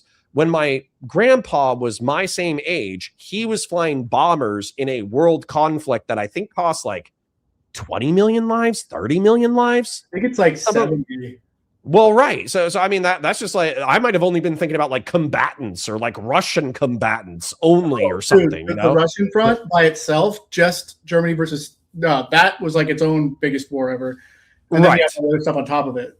Right. So that's where for me, it's like the Europeans being like, oh, well, we got rid of capital punishment in the past 50 years. And it's like, yeah, but you guys fought the most existential conflict in human history, killed tens of millions of people, and now you don't have a taste for blood at all anymore. And frankly, I think you're a little bit of fucking pussies, which is why, like, when Russia is invading Ukraine, the Europeans do all these beautiful speeches about the sanctity of freedom and sovereignty and self-determination and all that kind of shit. But it's taking them 5 fucking years in order to turn on the lights at their local factories in order to provide weapons for Ukraine to defend its own fucking sovereignty. So like, I don't trust these motherfuckers. And then also not only do I not trust them, I think that they are like abstaining from their moral duty as like the inheritors of World War II to maintain the level of violence necessary to prevent Russia from fucking over Ukraine. And they haven't. They fucking haven't. They've basically sat back and watched it happen. And the only reason why, sorry that I'm yapping so much, but the only reason why Latvia, Lithuania, Estonia, Poland, and Western Europe feel so goddamn secure is because they know that if an actual hot war kicks off, then our dumbass fucking violent redneck kids will come over there and fucking kill people. That they're not morally superior because they've eliminated their instinct for violence. They've abstained from their moral duty, and then they've offshored the responsibilities of their violence to Americans. Yeah. Yeah, and since the post-World War II kind of compromises, like that has been sort of a somewhat lazy status quo. And I do think it's a good thing that the Europeans have become more serious about their national security. I think that's great. Like, I'm with you there on that. I don't think the lesson from World War II is to be more violent, though. But you can be it's more not to be more violent, but it is to be more prepared. Yeah, and that's where deterrence is important. I think it is good to prepare and good to like show, to be bristling, right? And well, yeah, and then sorry if I'm going geopolitical instead of the specifics of capital punishment, but once again, like this appetite for like a kinder, nicer, less violent world or whatever, I think that's another reason why Europe hesitated during the collapse of Yugoslavia. They saw ethnocides in Yugoslavia, and they waited for the Americans to do something about it because they didn't have the moral instinct to say, no, this violence is fucked up. You are massacring men, women, and children. And not only am I pissed off about it, I'm going to do something about it. And so that's where, for me, like, sorry if I'm appealing to like national level military conflicts versus capital punishment, but I see it as tied to this conversation because you say we need to push towards like a more kind might have been the wrong word, but like a more just, more evolved society. But I don't see a more kind, just, and evolved society. I see people who don't want to get their hands dirty outsourcing the blood to other people. That's what I see. Okay. On that big picture spirit, right? Like, let's say 40 years from now, there's no more West Side Chicago or Baltimore or like wherever, pick your place that might have a lot of crime, right? Like Baghdad or whatever. Like, if all we've done our nice boring globalization growth, right? Like everyone's sort of chilling, trading, right? Steven Pinker's dream, right? Like, do you think it would be good at some point once we're ready to like leave the death penalty behind us? Not as long as human evil is as bad as it can be. So for instance, like let's say that we had one serial killing child rapist in the United States of America. I would still want to have one capital punishment for that guy, you know? Yeah. So yeah, we've reduced violence across the entire and by the way, that's the way that I think we should be approaching it. We shouldn't be eliminating the tools of punishment that are available to us. We should be approaching it systemically. So the kind of things like I told you that Baltimore had like 60 homicides per 100,000. That should be looked at systemically so we can try to get that subset of our society under control. But that has nothing to do with whether or not the state is capable of punishing. You would just reduce the amount of people who the state can punish because you've actually reduced the crime. So you want to reduce the abortions with contraception? Sorry, say that again. By analogy, you want to reduce the abortions by contraception. Please God. And Michael, I'll say this is the best faith conversation I've had in months. Yes. I would like to reduce, literally metaphorically, abortions, in my opinion, vile, kind of tool of last resort, maybe necessary some of the time, blah, blah, blah, blah, blah. But if you start with contraception, then obviously you substantially reduce your need for abortion, and therefore, it's like a chicken and egg thing, basically. Yeah. I want to check I had a notes for something. I want to go back to the types of justice, right? Because it sounds like fundamentally you're okay with some of the primal emotions, which you think are a useful guide to our moral barometer, right? And I think I would agree that emotions are important information for how we do these things, right? Like how we feel is a part of human nature. That's how we understand each other. So when I'd be angry about that, so would you, right? Like, do you think that Lex Talionis or eye for an eye, right, should kind of be in the ingredients of the cake of the judicial system? Yes. So sorry for being so enthusiastic with that. Yes. But weirdly enough, I think eye for an eye is like a really good system for reciprocity, right? So you slap me in the face, I ignore your slap, and then as a result, we have a clean slate with which to interact. However, if you keep slapping me in the face, I actually think it's a really bad system. And then I think tit for tat with they call it like tit for tat with 10% turn the other cheek or whatever. That's like one of the best systems for reciprocity. Yeah. But weirdly enough, I think when it comes to the justice system, if you poke out my eye, then yeah, I should either be entitled to your eye or a metaphorical equivalent. And a metaphorical equivalent, of course, being like the civil punitive system, where you might have to pay, $250,000 for my pain and suffering because I lost my eye. So yeah, I still think eye for an eye has its place. Outside of the civil, though, because I think on the civil, like, yeah, you sue, you do jury, like that's how you get made whole, whatever, right? Right. Whole as you can be. But when it comes to criminal felony convictions, right? That's what Locke's talking about, right? I still think that Locke should be a little more sanitized. No, that's a great point, because eye for an eye in reference to rape would mean that you get to get raped. Like, yeah. Okay, sorry. That was a vulgar place to go, but that's exactly where my mind went. So, we're all human. No, I think it should be tit for tat, because tit for tat, actually specifically within that system, it says that your punishment is proportional to what you did, but it doesn't have to be the same. So for instance, like, let's say you sexually assault somebody or rape somebody, you can serve a prison sentence for 10 or 20 years, which is viewed in light of the seriousness of your crime. But you yourself, at least from the criminal justice standpoint, you're not going to be sexually assaulted as a result of your crime. So I think that's tit for tat. Gotcha. And so I would agree that the magnitude of the badness of the crime reflected in more years in prison to me seems appropriate, right? Yeah. And sorry if I'm interrupting your train of thought, but something just popped into my head. Go for it. I think the reason why I insist, and proponents of capital punishment insist on capital punishment being a tool, is because there are some crimes where there is not a proportional response. That's what I was right? ask about, yeah. Serial killing and murdering a dozen children. There is nothing that we can do to you on this plane of existence that is proportional to the crime that you have committed. If you're Enron and thousands of people lose their retirement savings because you did white collar crimes, like, damn, like what's proportionate, Well, didn't I don't know if it was the Enron head, but I think Madoff. I think that was the guy. Yeah, decades. He had the Ponzi schemes. Those are the two big ones from the 90s, or the thousands, whatever. Yeah. No, but those people should obviously spend decades. But to your point, if somebody from Enron gets tens of thousands of people unemployed and bankrupts tens of thousands of people, weirdly enough, incarceration is not going to make those people whole or be proportional to the amount of damage that they did.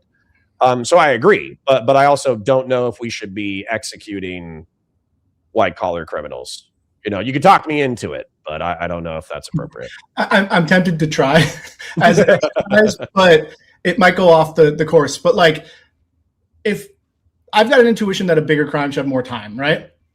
Yes.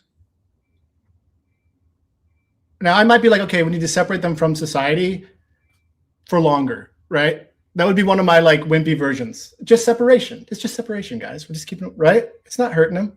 But like, what if in 10 years they're kind of like ready to go back? But like they did a real bad crime, right? Like they should do the whole sentence, right? Like part of me still feels like you got to get the whole sentence though. Like when they serve those sentences concurrently, and you're like, yeah, wait, you killed 5 people, and they're doing it side by side on the, like, what does that even mean? Well, that was actually exactly, argumentatively, that's exactly where I was going to go. So, for instance, like, let's say that there's a serial killer who specifically targets children or something like that.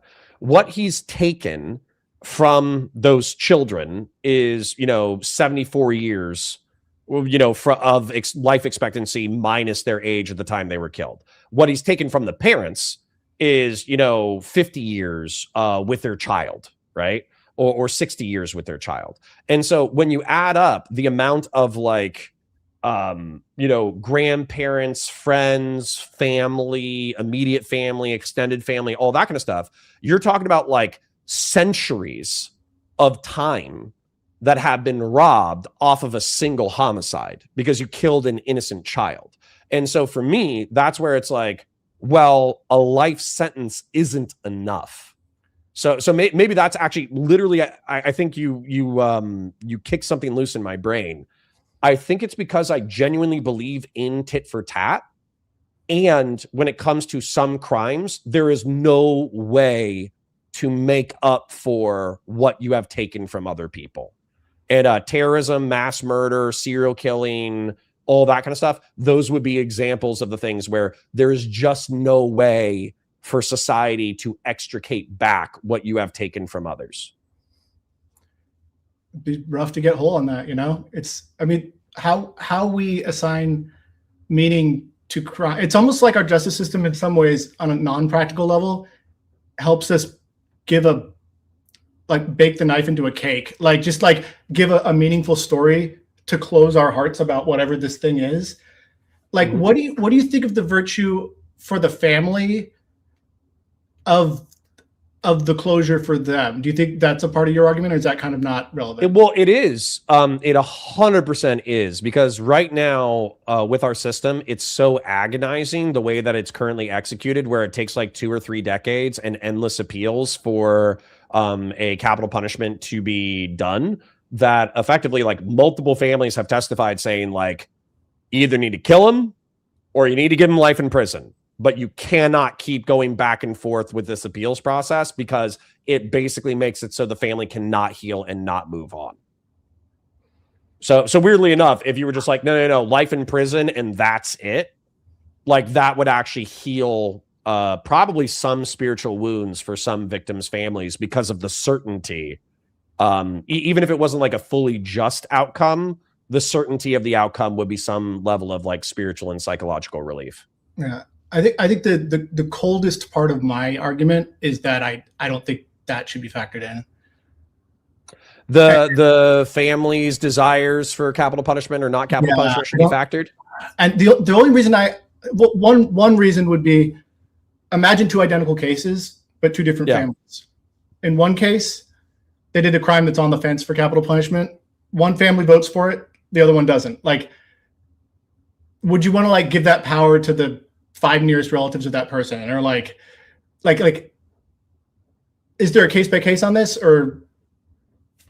I don't know, to be honest. The reason why I'm thinking about this is because like I've only seen victim impact take away from a capital punishment sentence, never enhance a capital punishment sentence. So for instance, like I've seen families say, hey, we're Christian, we don't believe in, killing, we believe in turning the other cheek, we want to provide the person who killed our son or whatever the opportunity for redemption and forgiveness through God's grace.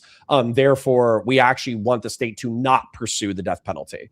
And I've heard that argument before. I've never heard, and maybe this is ignorance on my part, but I've never heard, oh yeah, they killed my son and the state was waffling on whether or not it's going to be capital punishment. So I'm going to say yes, capital punishment, because fuck them.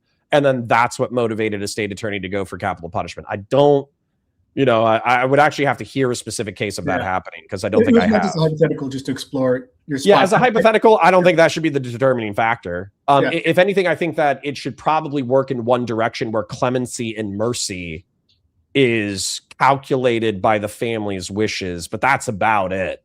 So basically, if the family is neutral, where they're like, I don't want the responsibility, I don't want to be deciding this person's fate, then I think the state should be deciding it.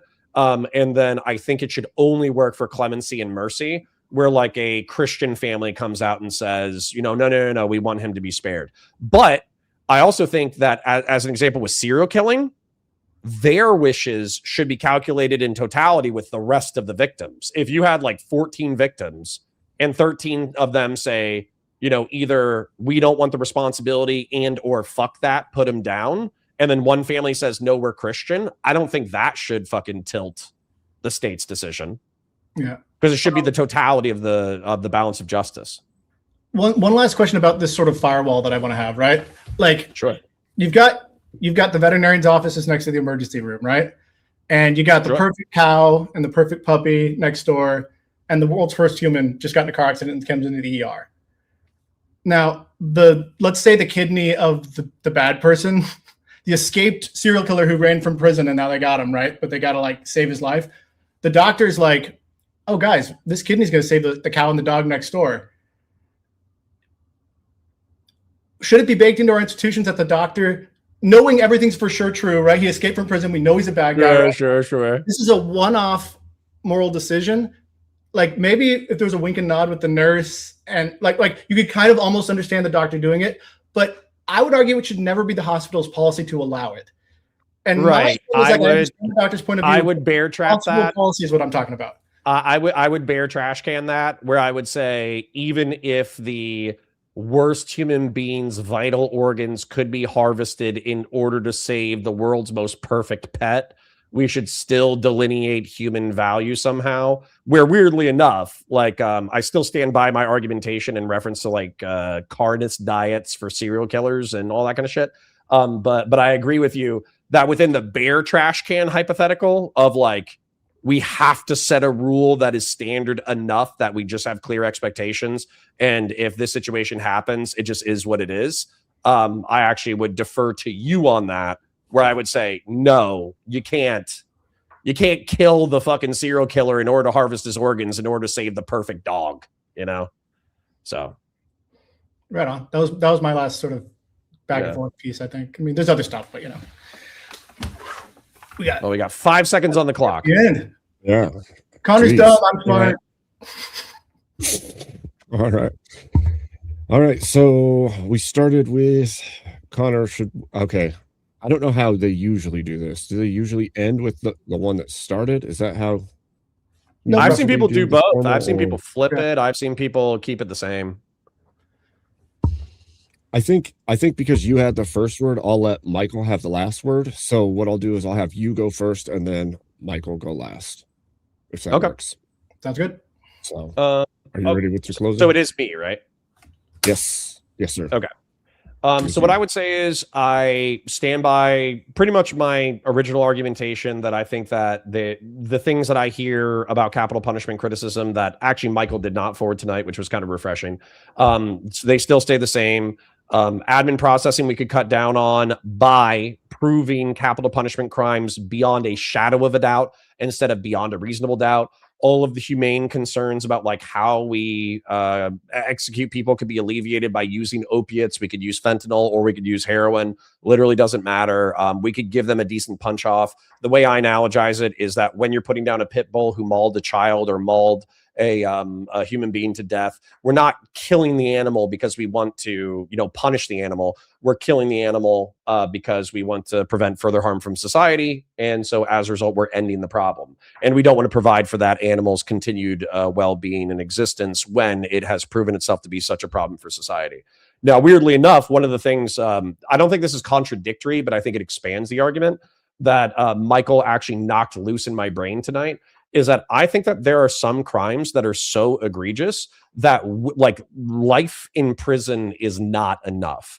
So if we had a serial killer who specifically targeted children, kidnapped them, raped them, murdered them, all that kind of stuff, and let's say they killed like a dozen kids. When you add up even the life of one child, or if you add up the lives of a dozen children and all the people they affect, not just the time stolen from the child, but the time stolen from the parents, the time stolen from the grandparents, the time stolen from extended family, the time stolen from friends, there's no way to pay back that debt.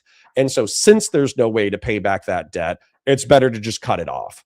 I also made some vegetarian arguments where effectively if a cow was a decent cow based off of supply and demand, I don't know why we're killing and harvesting cows and chickens and fish for their meat when we're basically going to be serving it to a piece of shit. I think that is a supply and demand curve. While I think Michael Hatchtube is right, that it does get lost in the logistical calculations of our society, I still think we can look at a basic supply and demand curve and realize that most serial killers or most humans are going to be omnivorous or carnist. What was another interesting argument before I kind of wrap? But and then Dashkar Sarnaev and Casey Anthony and OJ Simpson and Anders Breivik. These are people who have committed such egregious crimes that for me, like their mere presence in our society after they've committed these egregious crimes is actually like an affront to my sense of justice, probably for the calculus of what they took from society. And so as a result, these people should not be tolerated. They shouldn't just be incarcerated. They should be euthanized. They should be done. That they cannot offend again if they are euthanized. They cannot threaten other people again if they are euthanized. They cannot, affect our psyches or our consciousness if they are dead and in the ground. There is a finality in death. And one last thing, I think that while Michael Hatchtube is well-intended, that he wants to push the human species to be the best that it can be, I think that there are several quotes from very smart people about how failing to be angry or failing to be outraged when there's horrid shit going on is in and of itself a moral failure. So anger shouldn't guide exactly what we do, but failing to get angry is also a sin. So I'll leave it there. I would Awesome. say All right. that Connor's my ideal pro-capitalist punishment person, right? And I don't think his position on this is going to represent him being bad in any other part of life, right? Sometimes you hear someone's opinion on something, and you're like, oh, this is going to be troublesome in other areas of their life, right? This is a well-contained and thought-out argument. I don't think it's dumb, but I do want to kind of hit one emotional cue to emotionally manipulate you all in my last argument, and that is to the self-poisoning. And I want to imagine a scenario.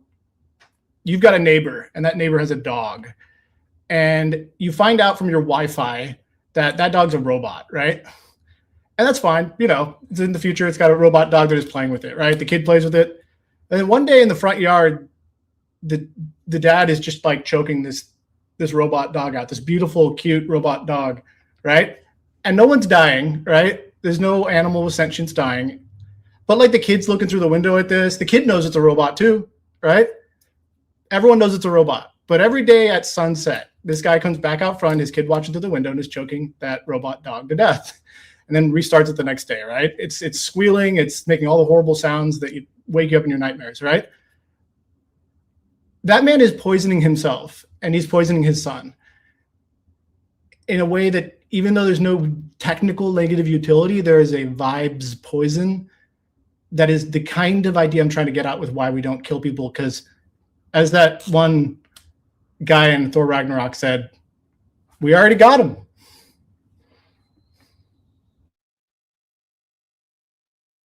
All right. So that's your finish, Michael Hatch. You're good. All right. All set. All right. So I threw a poll in the chat, gentlemen. Would you like to interface with random peoples on Okay. this argument? Q&As. Yeah, Okay. I got no out time, so whatever. All right. And you're more than welcome to throw the link out as well. So here we go. I'll throw it out to my chat. So I was going to ask you, Connor, do you think that there is a level of acceptable mistake? Like, what would you say, like, how many, like, one in how many would be an acceptable level of mistaken, like they weren't quite guilty, but sorry, you're muted. Sorry, I interrupted too. Were you asking how many innocent people will we tolerate being executed? Yes. Like, what would be, zero? It should be zero. That's why I want to move to the proof beyond a shadow of a doubt standard. So we've been at a beyond a reasonable doubt standard for a long time, but like I said, it's been proven, I think, through exculpatory DNA evidence that there were some people who were on death row who did not commit the crime. And so as a result, like, I think it should be zero. Basically, like, we got videotapes, we got DNA evidence, we got multiple witnesses, we got CCTV. But if we have those things, you're fucked. Gotcha. Yeah, I think that's kind of where I fall on the standard as well. I don't like the idea of the death penalty unless we're sure that we're getting the right person, because the moment that you're taking the lives of innocents, then it's like, oh, well, where's the faith in that system? There's that California case that actually got popped up into the news recently because Scott Peterson or something like that. He had a boat. He rented the boat. His wife disappeared one day. He went to the marina based off of some kind of witness statement or something like that. On that same day, his wife and his unborn child were found in the bay at a later time. But they have a shitload of circumstantial evidence, and they convicted him of murder, and he is in jail for the rest of his life. And I think that he 90% committed the murder or whatever. But that would be an example where I would not do capital punishment, because we only have circumstantial evidence. We do not have proof beyond a shadow of a doubt that he killed his wife. That makes perfect sense to me. I was going to ask Michael Hatch a question too, and I cannot remember for the life of me what that question was going to be. Oh, no worries. Happens to the best of us. Yeah. What do you guys think of if the robots get smart enough, or we run into the sentient aliens you brought up earlier? I just I'm kicking that can down the road for now, but do you guys have any initial thoughts on that from your? I agree with your general argument. I've made neuroplastic arguments before that effectively, if you torture or kill somebody. So for instance, there's arguments about cartoon pornography of illicit sex acts and whether or not people should be prohibited in consuming that because there's no demonstrable harm. I don't know if I want it. I probably do want it legally prohibited realistically, just off of vibes. I don't have a good argument for it.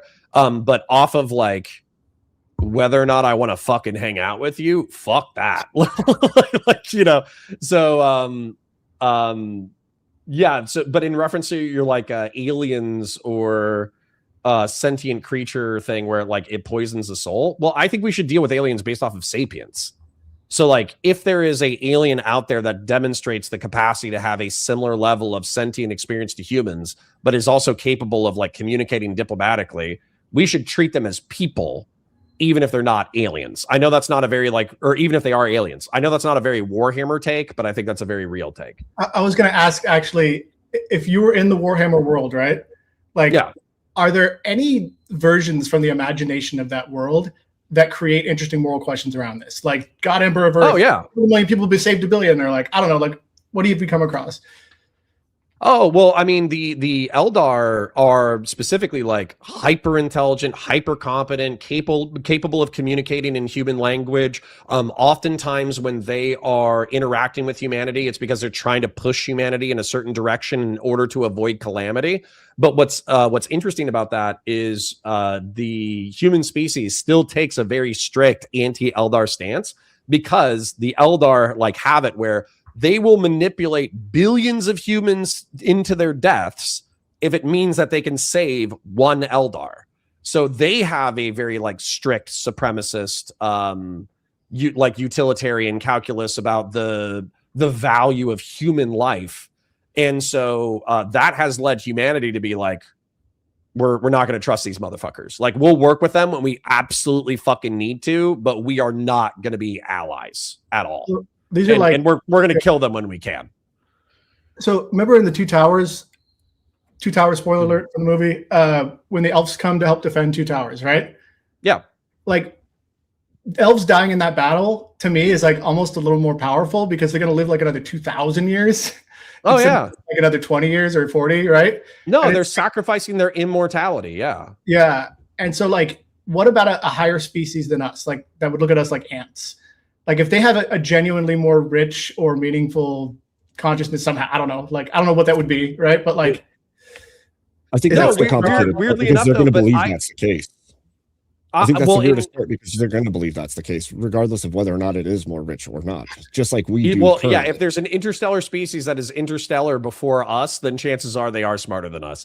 But what I was going to say is, weirdly enough, I don't know if I'm a human supremacist, but I'm definitely like I'm a humans first, space colonizer. And when it comes, there's this interesting thing about Fulgrim and Perturabo. They're both Chaos Primarchs, and so Fulgrim is trying to convince Perturabo of the godhood of the Chaos Gods, and he says, "Oh well, they might not be creator gods in the way that we understand like human mythology, but they are still beings infinitely more powerful to us, or powerful than us, to the point that even you and our Astartes, our Space Marines, they're like bacteria to these sentient, powerful beings in the warp." And what Perturabo responds with, allegedly, I haven't read the quote myself, but I think it's really funny. He's like, "Well, if bacteria is concentrated enough, it can kill a human." And so what he's saying is like, we can still be perceived as ants, and yet if we are of unified purpose and intelligence sufficiently, we could kill a god. And so that's my attitude as well, is I wouldn't instantaneously embrace my Eldar masters. I would be more on the antagonistic side, I suppose. I think I'd be with you on that. Yeah. I have an irrational human loyalty that you were, Yeah, it's my fucking species. We evolved here. Come on, man. It's that bear trap, man. Yeah. Well, it's great too that it's shown that way, like the Chaos Gods versus the Loyalists, because it kind of gives you a good evil distinction. But in reality, that good evil distinction doesn't exist, because the bad guys that you're fighting often think they're the good guys and you're the bad guy. And I think that's kind of across the board how human interaction works. Oftentimes chaos is so evil that, in my opinion, it's undeniable that they're evil. But the chaos factions that I find most interesting are the ones who, like you said, they believe they're doing the right thing, because they are the Emperor. I know not everybody's gonna be a 40K nerd in chat, but the Emperor was trying to upset the balance between humanity and the gods of chaos by seizing power for the human species itself. And so people who serve the chaos gods, all they're doing is they're returning to a state of nature.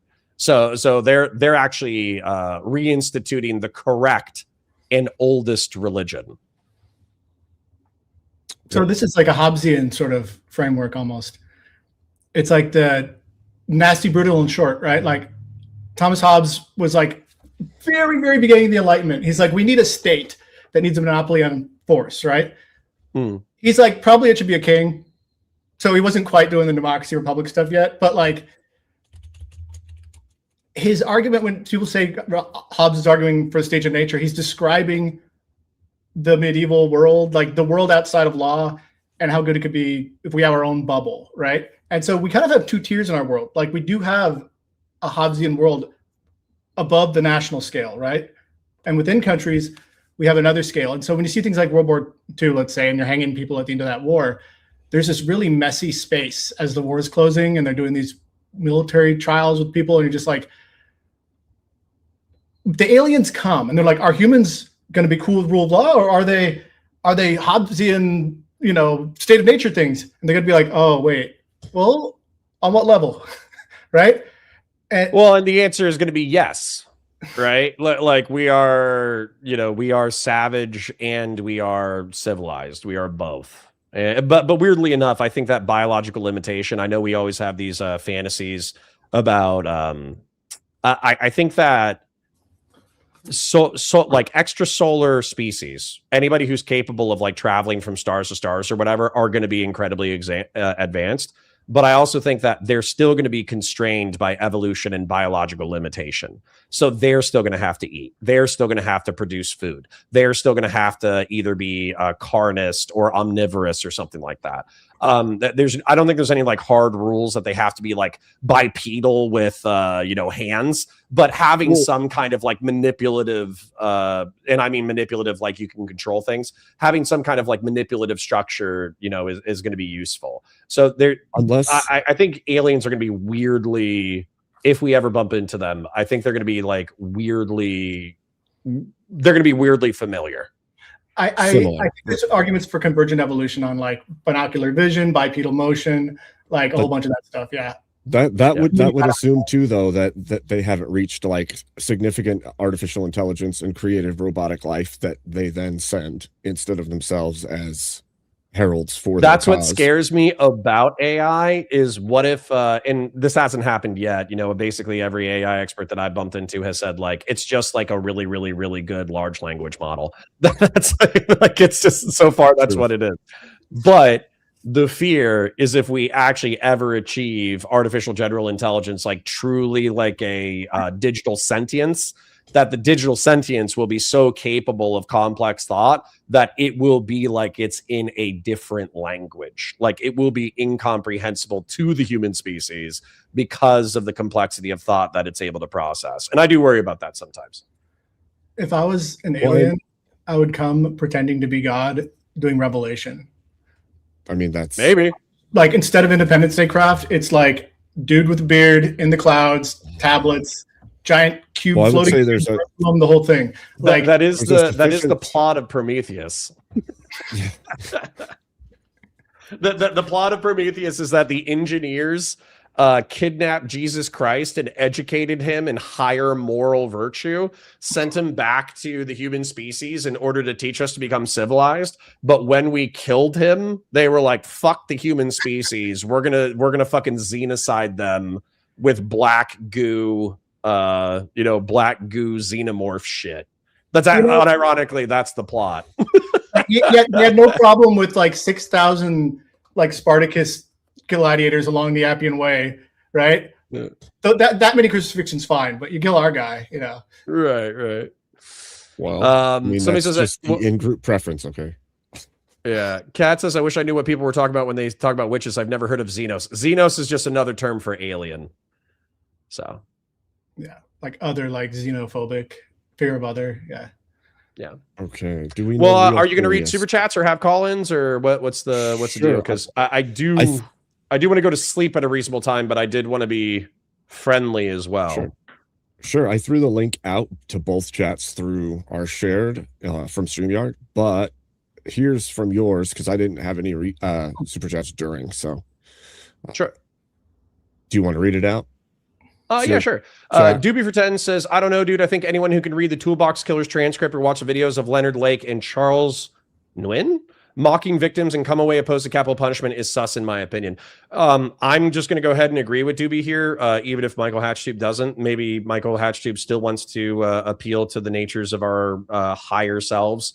But for me, it's like, yeah, having unrepentant serial killers just spend decades behind bars does not feel sufficient to me to what they took from the world. So, and on my side, I would say if I were to read through these cases in all the visceral detail, then I would be at the store shopping while I'm hungry, and I'm not going to make my wisest decisions. So if I'm designing a system, the hospital policy with the surgeon, or a justice system as regards to death penalty, I don't think asking me right after I familiarize myself with the most horrible human serial killers is going to put me in a state of mind that's going to give a wise policy answer. And okay, but on that point, not kill the humans. Kat, on that also, point, this Michael, is an important chat, so I need to do it. Kat says, what about witches, though? What are they referred to? Hereticus. The Ordo Hereticus is the Inquisition that hunts witches. So, Michael, on that point, though, when you say that, there's a certain level in me that sparks this question of, sure, but what about the resentment that builds in your society because things are not taken in anger that should be?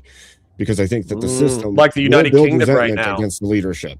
Yeah, no, like the United Kingdom right now, where they have to ban certain like xenophobic speech and all that kind of shit. And then, you know, on occasion, it's still statistically substantially more peaceful than the United States, but there's still like ethno-religious race riots because of the frustration of the people feeling like the Pakistani grooming gangs weren't dealt with by the state. Indeed. Yeah, and I think if like you have a functioning democracy with peaceful transitions of power and votes that are reliable, and that system is following its constitutional order to develop its justice system, and it does so, and their choice is to stay with the death penalty, I wouldn't want to tell them they shouldn't. In terms of the legal process, like I would want them to have their democracy, their republic, do what it needs to do for itself. I would also argue with them, hey, I think that's a bad idea, but I support the choice you're making, like for your, you know what I mean? Like I would support the process of them doing that if they chose to, and disagree with the outcome. Like, but my disagreement would be more detached if it was another country. But from my own country, I'd be like more upset about it. But you know, maybe I'll get maybe we'll do better in the next election and can change it back. I don't know. Yeah. I see. All right, so we have another super chat from Counterpoints chat from Grassroots Hegemon. Maybe we just bring back scapegoating in general, no death penalty, but once a year we pick one candidate and just kill the shit out of them. Sheesh. Damn. Listen, man, like brutal. This is like some like democratic purge shit, you know? Like if we could have like annual nominations where it's like OJ Simpson when he's still alive, OJ Simpson, Casey Anthony, Anders Breivik, you know, like just one we eliminated capital punishment except for one person per year. There's a history of this though. The ostracism in Greece, like under certain conditions, people would just get voted, and they like, things are too weird right now. You're messing up our politics. Come back in 10 years and we'll hug. But right now you got to go. Right. Have one joiner. So like far, once a year, it is literally something like that. I forget the details, but like, yeah. I do think that while it satiates my monkey brain desire for vengeance, I do remind myself that what wasn't it was it Plato? Wasn't or was it Socrates? I always mix the two up. But one of them was voted to drink hemlock by the assembly of Athens. Yeah, it was Socrates. It was Socrates. Yeah. That story is voted to put him to death. Maybe right. So that there for me. Yeah. Their desire for bloodthirsty mob vengeance was satisfied by a 51-49 vote, killing one of the most articulate men of the ancient world. So maybe I'll listen to Michael a little bit tonight and say I shouldn't indulge my thirst for blood too often. There's a messed up addendum to that, and close your ears if you don't want that Socrates story spoiled. But like. It's been a few thousand years. I think we'll be okay. We can have a different debate because I think the older the story is, the more important it is to protect the spoilers. But that's a separate topic. So the people who basically put him to death assumed and gave him every chance to escape in the night and gave them like money to his assistants, be like, just get him out of here, right? Like they voted thinking he would escape, and Socrates showed up the next day like, okay, you got to kill me. He had to prove a point. He made them do it. He stood on business. Yeah. Although that does feel like the ultimate fedora move. You know who I picture when I see Oh, Socrates? you voted to kill me, bitch? Now you got to do it. Imagine Kramer from Seinfeld. That's Socrates. True. Annoying people with Yeah. weird questions, being about that age and energy level. Like, it's Kramer. That's funny. Welcome, Real Serious. Did you have some questions for our debaters? Hello. Can you guys hear me? Yes. Space Ghost. You're a little low, but yeah. Wait, let me. Hello. Better? Yes. Yep. You Good. Okay. First off, I want to ask something because I saw a lot of the chat was asking, what's on that hat, Michael? So I'm doing some podcasting on my summer break, and I like podcasting. I noticed that every podcast out there has tasteful vertical brown lines in the background, even sports shows and stuff. And I thought, well, if I put it on my hat, I can have good conversations wherever I go. And I'm working on some armor though. If things got bad today with Connor, I'm working on a Roman helmet version. If I was really getting beat up, but I haven't finished the helmet yet. But just for podcast safety, So on the go debate tactics. I like it. Yeah, get a little sound dampening, Okay, it wasn't so much a question. It was just that while I was hearing the debate, there were some things that I think weren't brought up as much, which I sort of get because Michael sort of wanted to appeal to like a sort of what's better for the health of society type of argument, and Connor, I think you probably know some of these arguments, but in general, it's the idea that if you're okay with capital punishment, you are, in general, okay with the occasional death of an innocent, just to be able to kill, the people who are deserving of capital punishment. I know that you mentioned like establishing this beyond a shadow of a doubt, but I think when we're talking about this like pragmatically and in like a functioning society, how would you like begin to do that? Because there are statistics like right now that cite that, for instance, it says like 40% of death row inmates are innocent, and this is calculated to be like double or something the amount that are exonerated. So like 1 to 2% are exonerated. So how do you reconcile that? I don't know if I do. I think I would say that like just over time, the way that Michael Hatchtube wants to execute a better justice by eliminating the death penalty, I would want to execute a better justice by spreading this idea of beyond a shadow of a doubt for capital punishment. Be kind of tough when I'm, hard stuck where I am. But what I would say is like that I would want to see some of the narrative. So just as an example, in the state of Georgia, maybe about 10 years ago, there was a CNN article about a specific man who had been or who was going to be put to death incorrectly. And CNN was aggressively pushing for his retrial. Well, the evidence that they had that the actual story was 2 or 3 guys are running around doing hood shit when they're like young. They shoot into a random car. They blow off somebody's jaw. So one person gets hit in the jaw and their jaw gets fucking shot off. Then they go to a bakery or something like that, like a donut shop, and they start beating the shit out of a homeless man. And then a off-duty cop runs up and tries to intervene, and they shoot the off-duty cop in the chest and he dies. And so what happens is there's 3 people. I think it might have been 2, but it could have been 3. There were 3 people who were involved in the incident, and they both said, no, this guy's the shooter. Okay, this guy's a shooter. He killed the off-duty cop. He was firing into the random car. He blew off that guy's jaw, et cetera, et cetera, et cetera.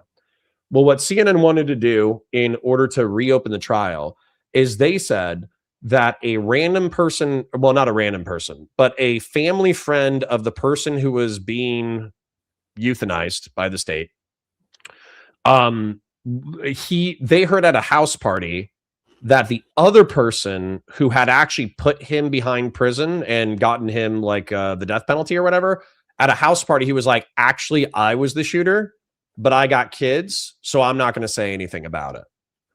So for me, it's like the nuances of that case is like that person is not, they might not be guilty of the crime for which they are accused, but they're still guilty of rolling around town, firing guns into random fucking buildings, seeing an off-duty cop get fucking killed, beating the shit out of a fucking homeless person.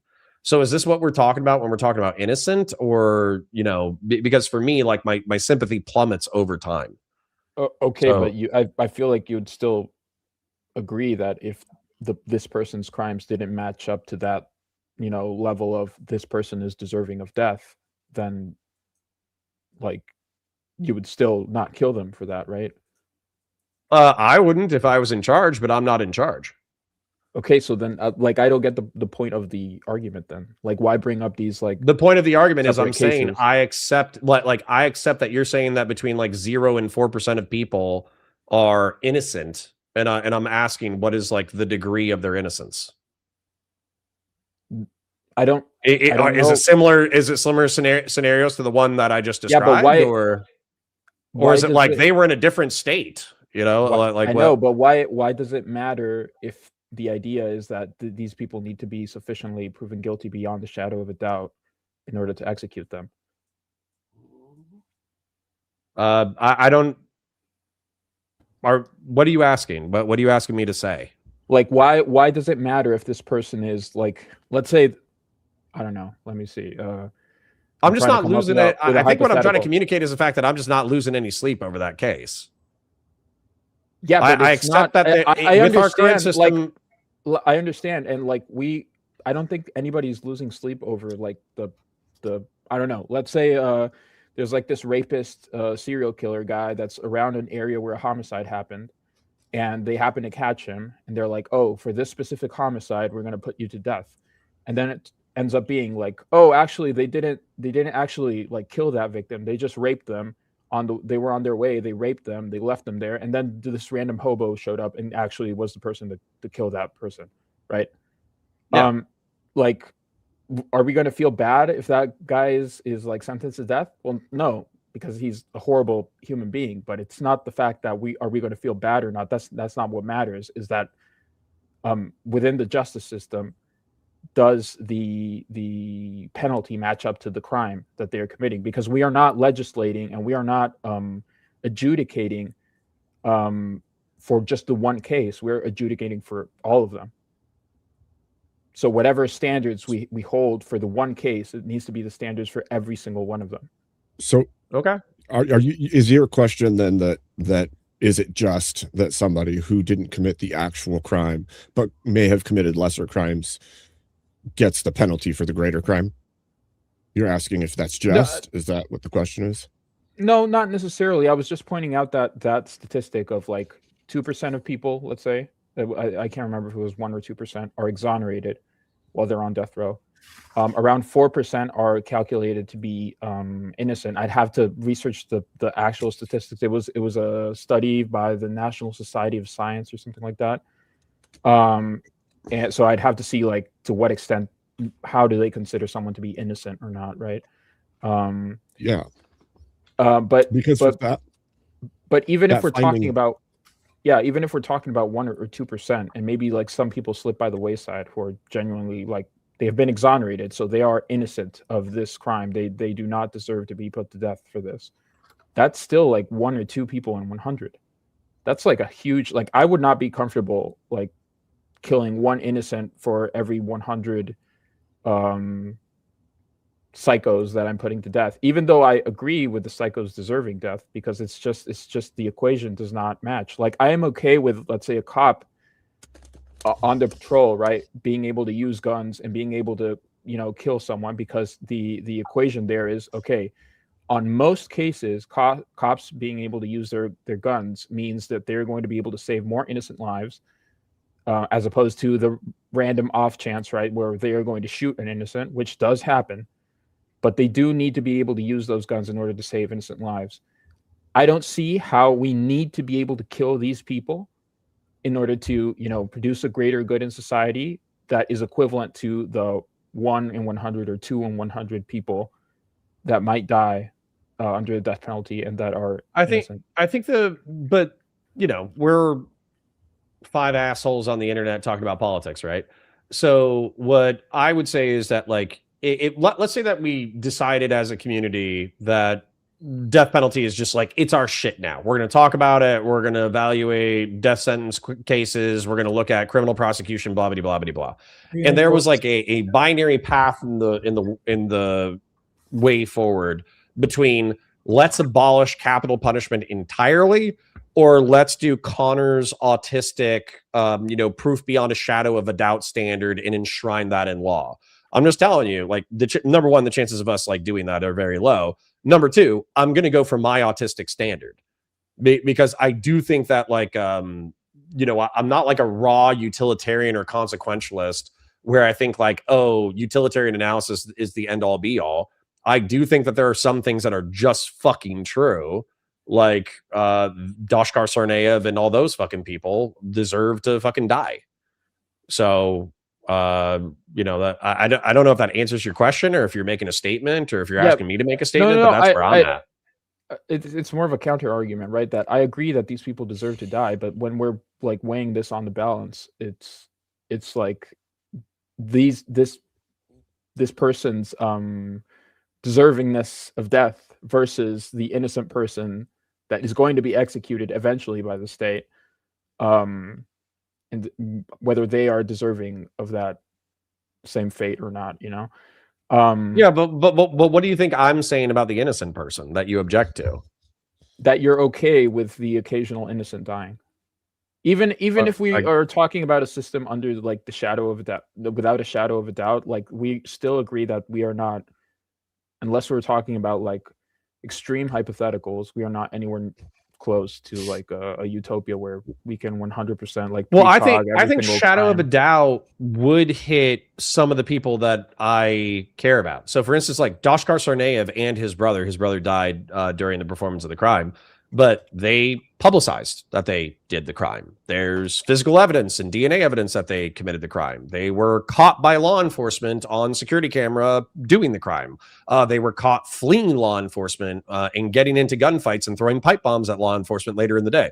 That person is 100% guilty based off of the totality of evidence, and it's beyond a shadow of a doubt. So, whereas I think I brought up, I think his name's Scott Peterson. I don't know if I'm mixing up people. But Scott Peterson, he rented a boat. I think it was in San Francisco. I think it was, weirdly enough, like near Alcatraz. And he basically he was near the marina on the day that his wife disappeared. His wife was found, she was tied with a rope and thrown into the bay. And I think her body split in half, and they found like two halves of her body floating, including her dead child. So he was spotted near the marina, wife was found, and then his whole defense was like, oh, well, there was a weird van across the street, so maybe they kidnapped and murdered her and threw her in the fucking bay, and that was his alibi, right? So for me, there's like a 90% chance that that motherfucker did it, but he wouldn't meet the threshold that I'm talking about. Yeah, so I would agree with what Counterpoints is saying. Like, there's always going to be a non-zero chance, right? But you need to reduce that chance to as close to zero as humanly possible, with the foreknowledge that yes, there may be some mistakes made, but the standard he set is there's like iron tight. You have to be able to prove beyond a shadow of a doubt. Basically, there would have to be like the jury, the judge, the prosecutor, and the defense attorney would all have to have schizophrenia in order to convict an innocent person based off of my standard. And they would all have to have schizophrenia at the exact same time. Okay, I just feel like we are sort of discussing like extreme hypothetical scenarios where like I feel like I could also say like, okay, yeah. Well, I think Michael Hatchtube is discussing an extreme hypothetical scenario where we pass a constitutional amendment in order to end capital punishment. On behalf of Michael's argument, I'm just saying that it's like I could also say like, yeah, if I could snap my fingers, I'd want every single like guilty person to like go to prison right now immediately. And yet, I mean, we can say that that's fine, but that's when we want to put that into practice. And how can I not forward this argumentation about Michael? Michael's saying that he wants to pass a constitutional amendment in order to end capital punishment inside the United States. There's no real political momentum inside the United States to end capital punishment. There are a ton of passionate people who are advocates for ending capital punishment. There's innocence projects and there's non-governmental organizations that are advocating for it. But I think like the threshold for a amendment is so high This isn't even on the fucking radar. Okay, but why are you comparing like because you keep saying the scenario that I'm saying is unlikely to occur. Yeah, I mean, because obviously, like, what are you thinking about a scenario in like the future where like we can 100% precog every single crime and determine like no, I literally told you about Doshkar Sarnaev 10 seconds ago. Yeah, but you'd have to argue it. You'd have pretty high. It's like it's a tough bar to hit. The point of all of this is that because we are not perfect, we need to move to as perfect a system as possible. And if we need the death penalty to deal with people that deserve the death penalty, the best way to move towards perfect is to be 100% sure, no matter what, if we're going to end a life. Yeah, right. It's the same thing with like Ted Bundy and shit. In your case, Abe, you said there's always going to be a non-zero chance. That's what I'm arguing. Like you guys are saying, oh, we want it to be 100% but the non-zero perfect. chance is so absurd that it's not something worth taking seriously. So, for instance, like with Doshkar Sarnaev, the totality of evidence is so overwhelming that you would effectively have to have like 330 million people have collective schizophrenia all at the same time. And that's not a non-zero chance. Maybe 330 million people do have schizophrenia and they deluded themselves into believing that this guy is, guilty. But barring that 0.00000000000, add another 1,000 zeros, 1% possibility, this motherfucker's guilty. Like his DNA's on the fucking pipe bombs. He left the fucking manifesto. He was, like I could list all the fucking evidence against Doshkar Sarnaev, but that dude is guilty. He did the thing. Why wouldn't we kill that motherfucker? Let's say we can get to that standard of like 100% beyond a shadow of a doubt in our current society and implement that, and we like are in agreement that it's like 0.0000001% chance that an innocent is going to be killed under that system. Fine. How do we contend with the death penalty today in our society? Like, do we keep it then as it is? I mean, I would literally pass legislation in order to reform it to my fucking standard. But you keep saying like, oh, well, that's not going to happen. Well, neither is the fucking banning of the practice entirely. But if you had to choose between, like, you have two options. You just remove the death penalty as it is because it's effectively killing like 1 in 100 innocents, or you just I hate your question. Maintain it. I hate it with my whole. I hate it with every fiber of my fucking being. So I think I know what you're saying now. You're saying no hypothetical, no Connor gets to improve anything, system as it is now, or no capital punishment. Exactly. No capital punishment, and I fucking hate you for cutting to. I fucking hate you for cutting to the heart of the matter. I hate you so much right now. I hate him for making it better. No, it's a great question, but I'm having like tears of rage pool up in my eyeballs right now because unfortunately I am a gay liberal / libertarian in the sense that some smart guy 200 fucking years ago said it's better for 100 guilty men to go free than for one innocent man to be incarcerated. And as fucking cringe and highfalutin as that is, I think it's a decent standard. So congratulations, you won real serious, you piece of shit. Yes, but Blackstone's formula is you have to look at the wording very precisely because it says it's better. It doesn't say that that's the ideal, and it doesn't say that that's possible. Yeah, sorry, I've kind of wanted Real to sort of get his points out before jumping in. Yeah, no. Thank you for the debate, Abe. Thank you for hosting. Thank you, Counter and Michael, for this was very interesting discussion. So his presumption of innocence foundation is that is what we should strive for. But he later states that he realizes that that's an impossibility because the possibility for this standard burden of proof, the presumption of innocence, and the ultimate 100% guaranteed this person is guilty is so impossible that you would, if you were to get into that sort of a society would be so perfect, it would be such a utopia, you'd have no need for such a criminal justice system because everybody would act appropriately. Dr. Functional, you don't think there's an intermediary phase where we might not have the death penalty and not yet be perfect?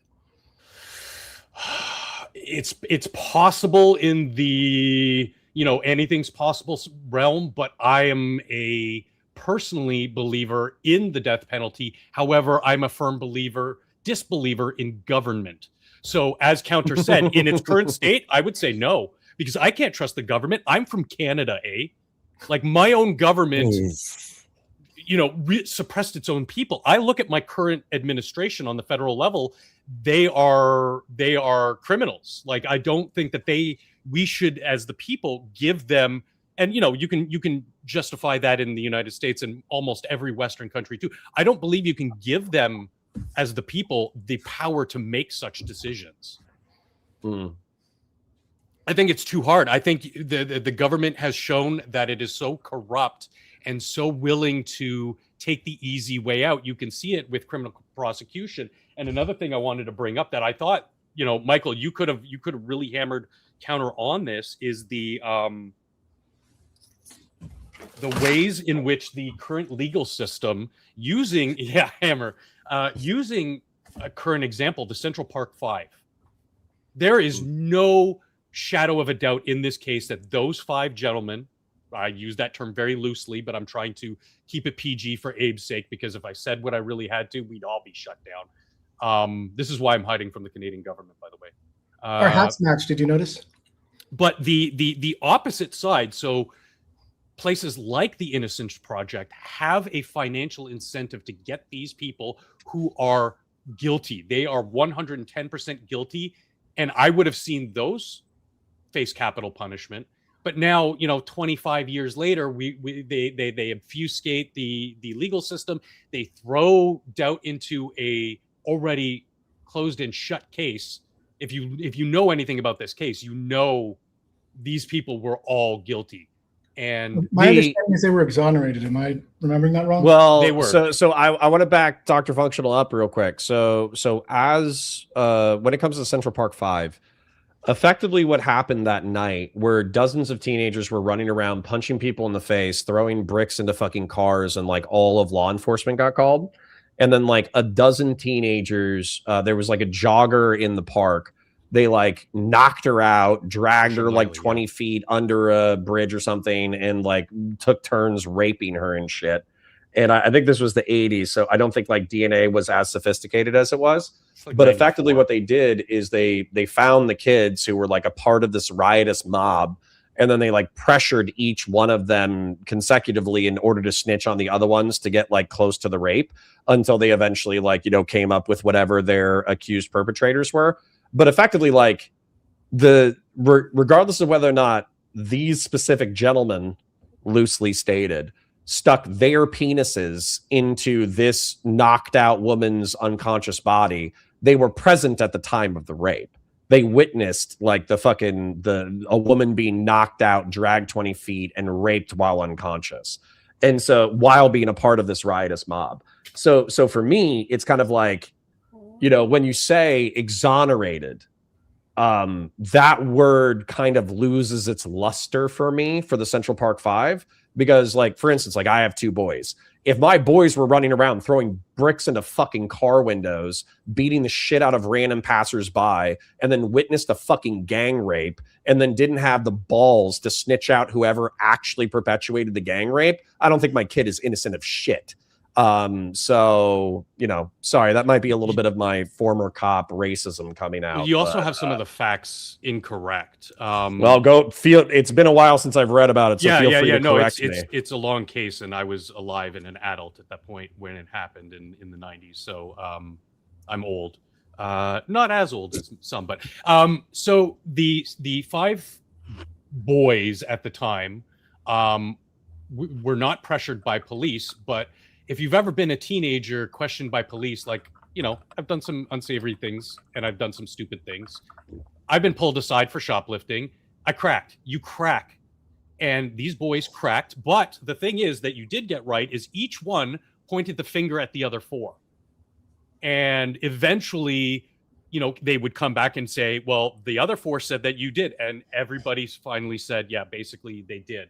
Now, what got them off, what got them exonerated was, and thank you Innocence Project for being is that after they left this woman for dead, another gentleman came by, again, using that term very loosely, and raped her again.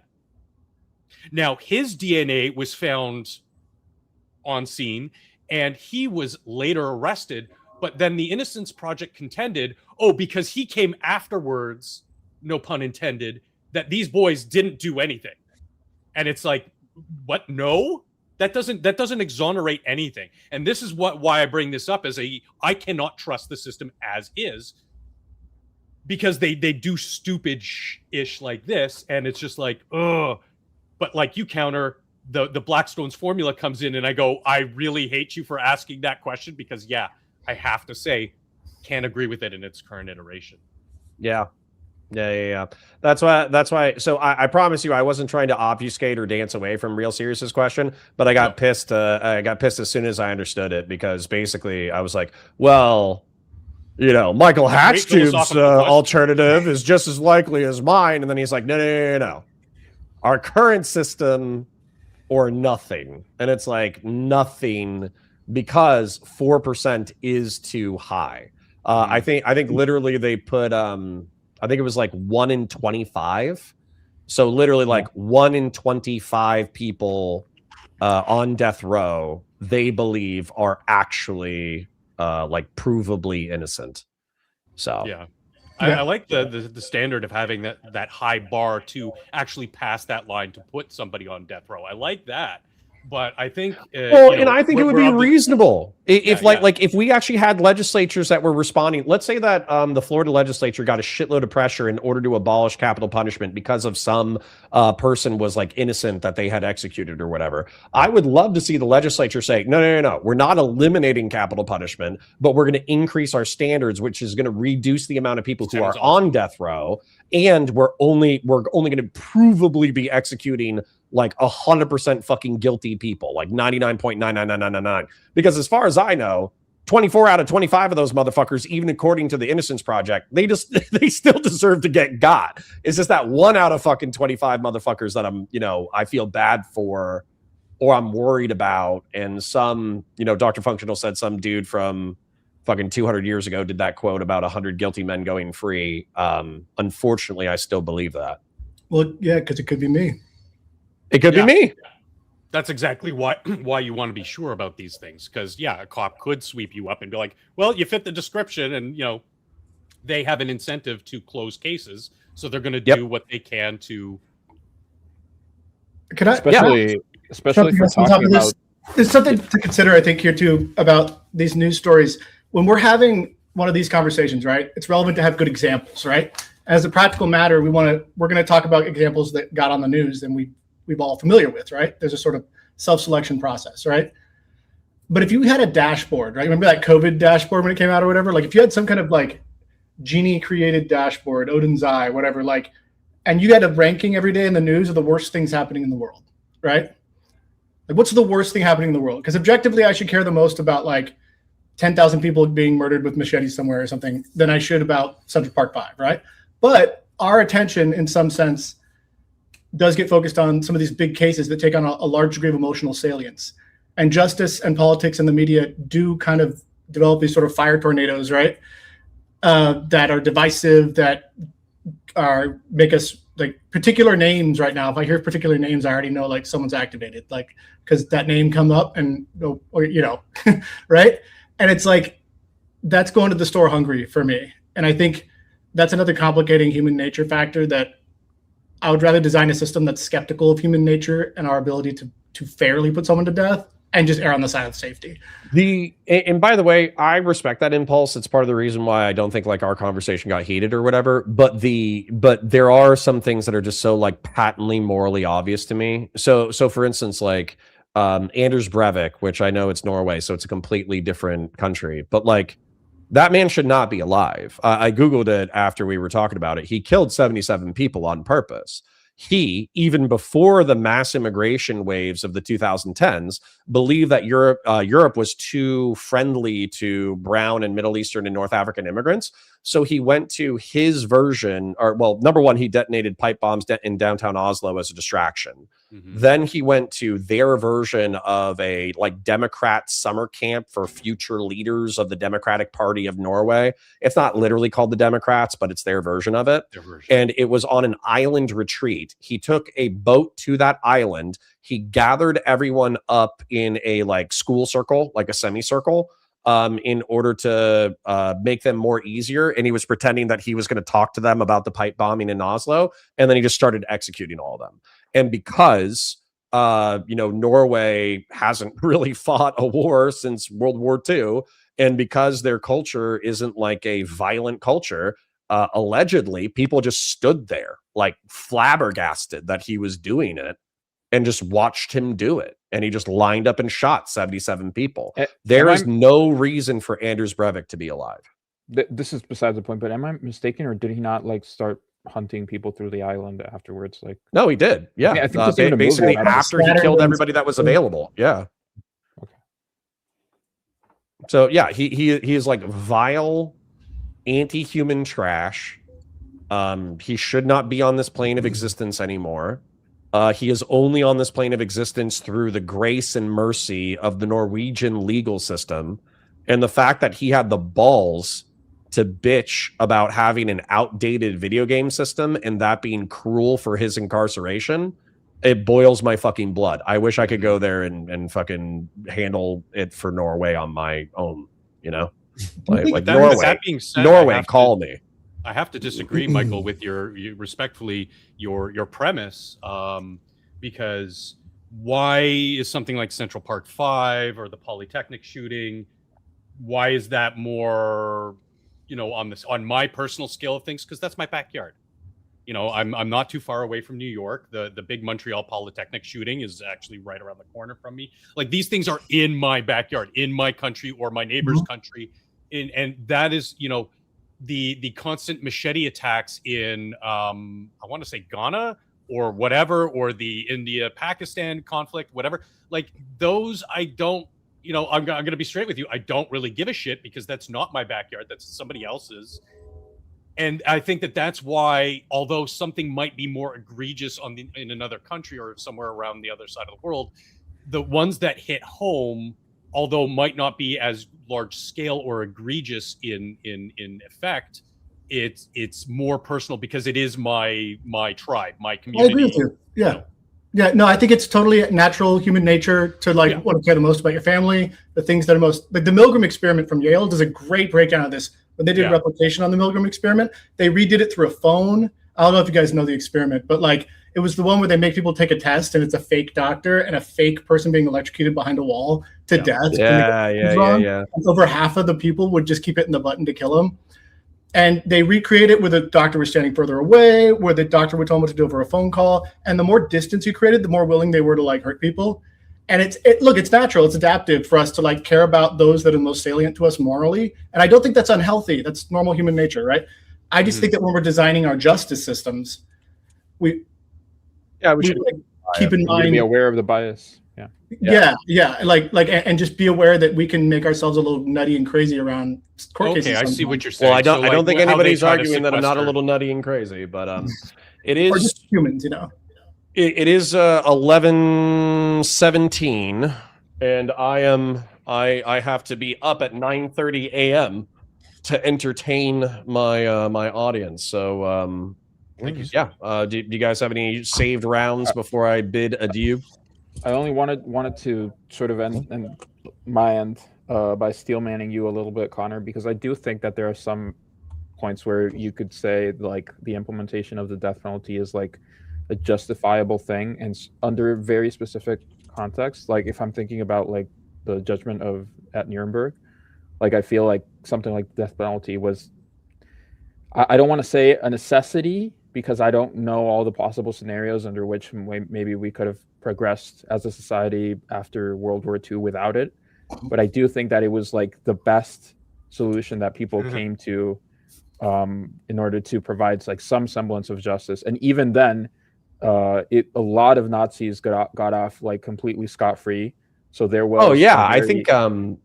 Sorry for interrupting, but one of the crazy things about Nuremberg is like Nuremberg was such a big deal, but I think we executed like less than 100 people.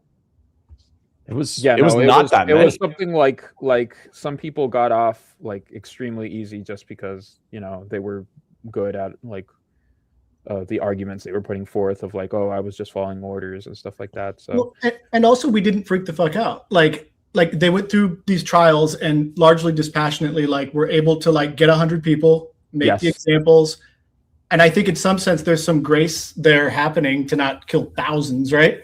Like war is a weird legal zone too, and they were doing this new experimental crimes against humanity. They made that up, but it was needed, right? And like, I think it was like a nice surgical strike, you know, serving justice to me. I just Googled it. Only 12 people were sentenced to death. One of them was sentenced in absentia, and one of them committed suicide the night before the execution. So they only hung 10 people, which is crazy when you consider the amount of fucked up shit that happened in World War II. But you know, and arguably, I would say that's also part of the reason why you got the Mossad like hunting down Eichmann and others. Like, yes, afterwards, because and I'm not so sure that we the alliance side didn't freak out a little bit with the raising of Germany. Like, I mean, little bit horrible but, shit that went on afterward. But I mean, in the trials, yes, I would tend to agree. It was a little too lenient for my tastes.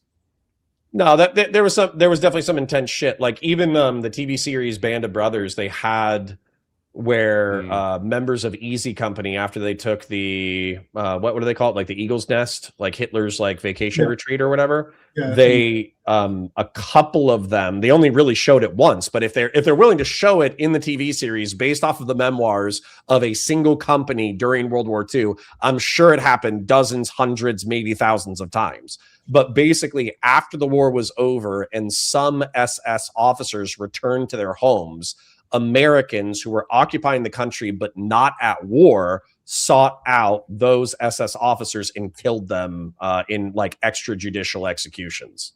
So yeah, it's kind of fucking wild with their families. Yeah.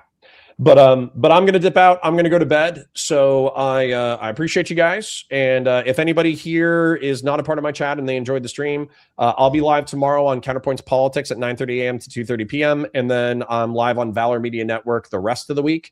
And then if you're into science fiction or science fantasy, I suppose, I got Counterpoints 40K. That's my biggest channel. I got Counterpoint Sci-Fi, which I'm currently breaking down The Expanse, but I also broke down Predator, and I will be breaking down the Alien series. And then I'm also doing Counterpoint Star Wars, where I've done all the Star Wars stuff chronologically, and I'm moving into Andor right now. So if you're like a huge fan of Andor and you want like a combination of like lore and psychological breakdowns, go check out Counterpoint Star Wars.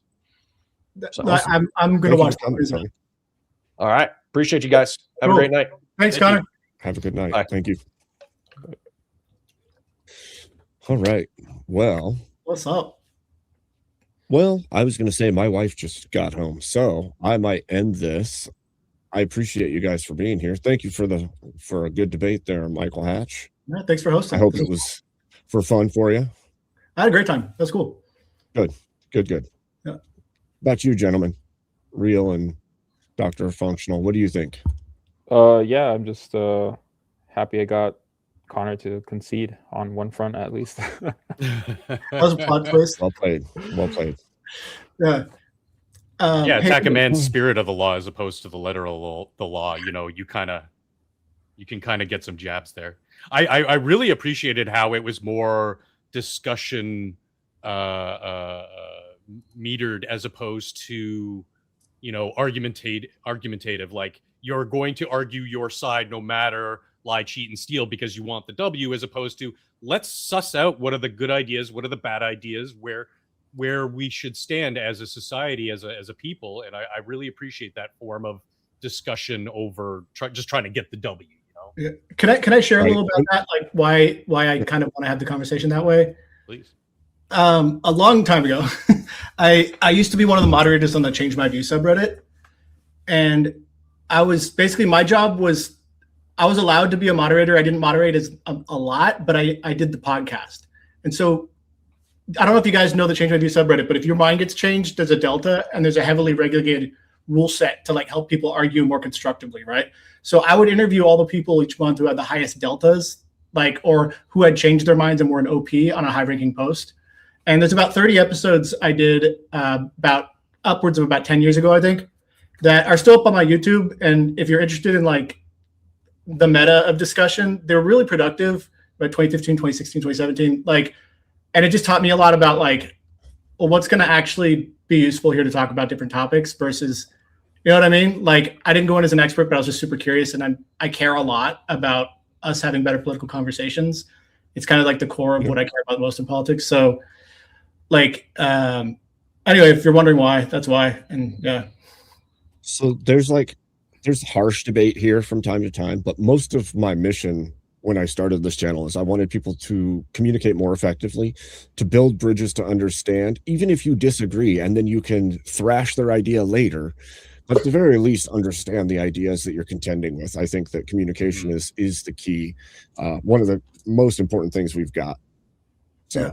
And I would say that I've watched Connor for a while, and I've noticed he's pretty organized in his thinking, and he's not trying to distract or change topics deliberately, which I see happen a lot. Like he'll stick with you to work through a point, and I had confidence going in that it would be good faith, and it was. So I thought it was great. Yeah.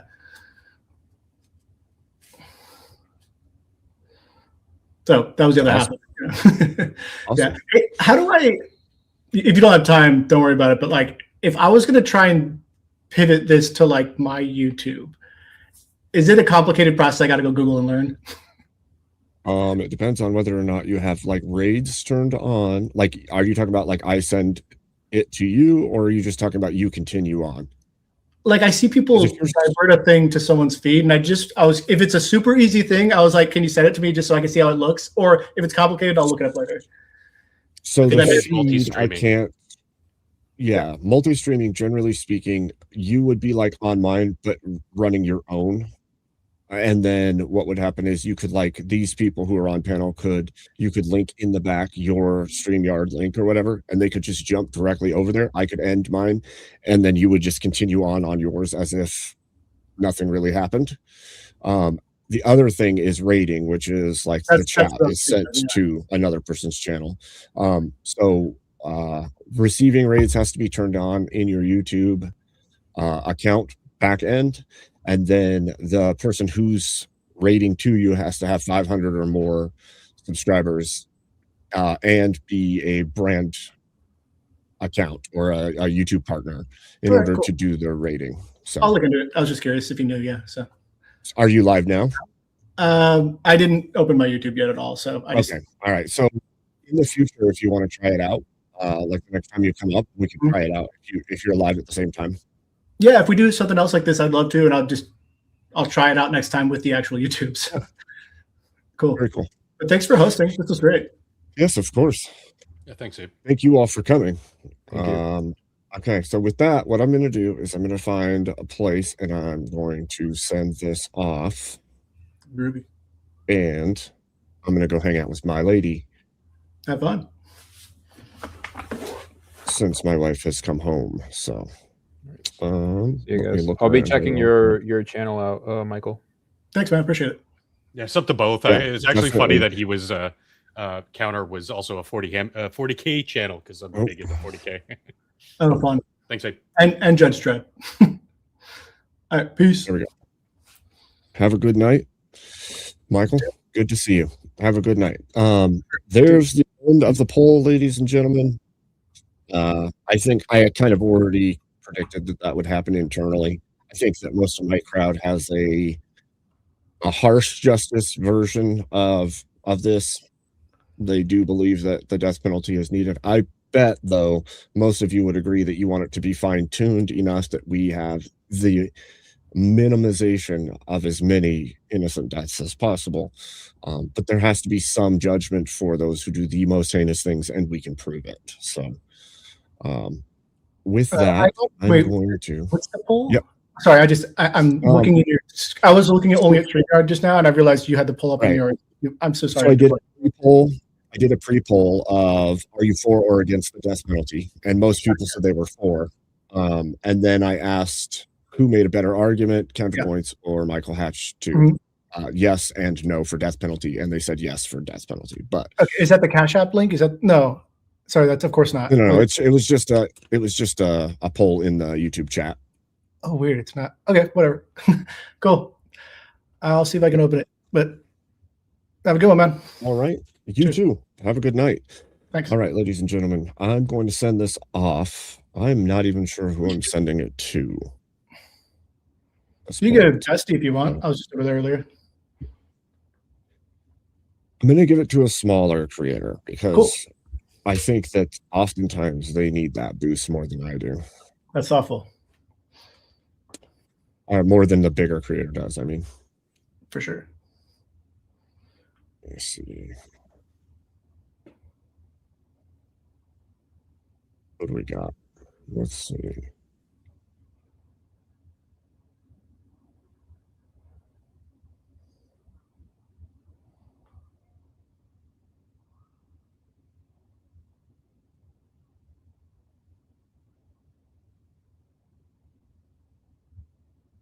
To who, Smoking Spaceman? Send me a link, Smoking Spaceman.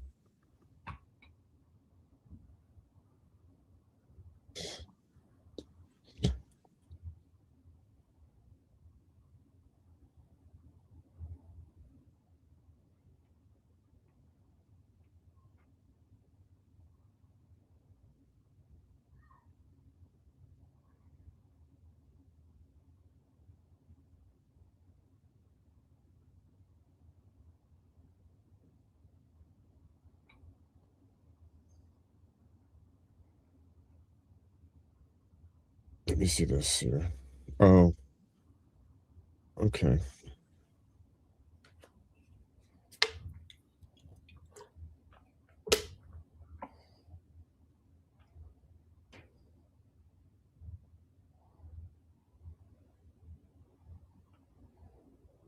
All right. That's what I'll do. I'll just send it off here.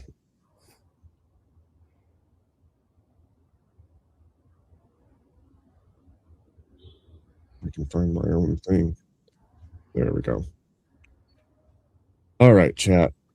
I'm going to leave you with a song while I set up this raid over. God bless you all. Have yourselves a wonderful rest of your day, and I will see you Wednesday evening if I'm not on tomorrow. Have a good one, Michael. Peace.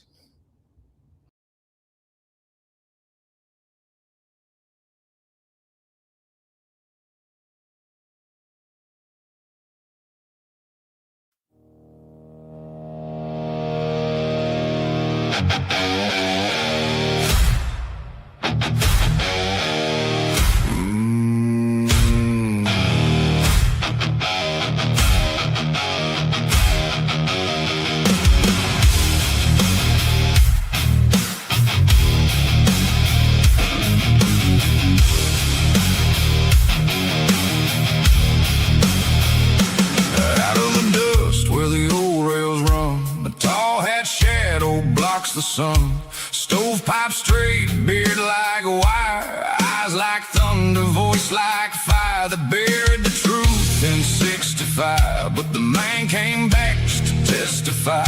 No halo, no ghost, no holy show, just a dinkus walking tall and slow. I don't want your drama, I don't want your spin, I don't want the lies that the lies live in. Give me the raw truth, cut it clean with a blade. Abe Dinkus is back. Don't make me say it again. No flags to wave, no teams to cheer, just honest words in a dishonest year. From the grave I wrote for one simple thing, the truth, the whole truth.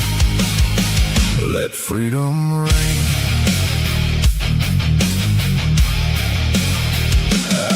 I see the towers, I see the screens, divided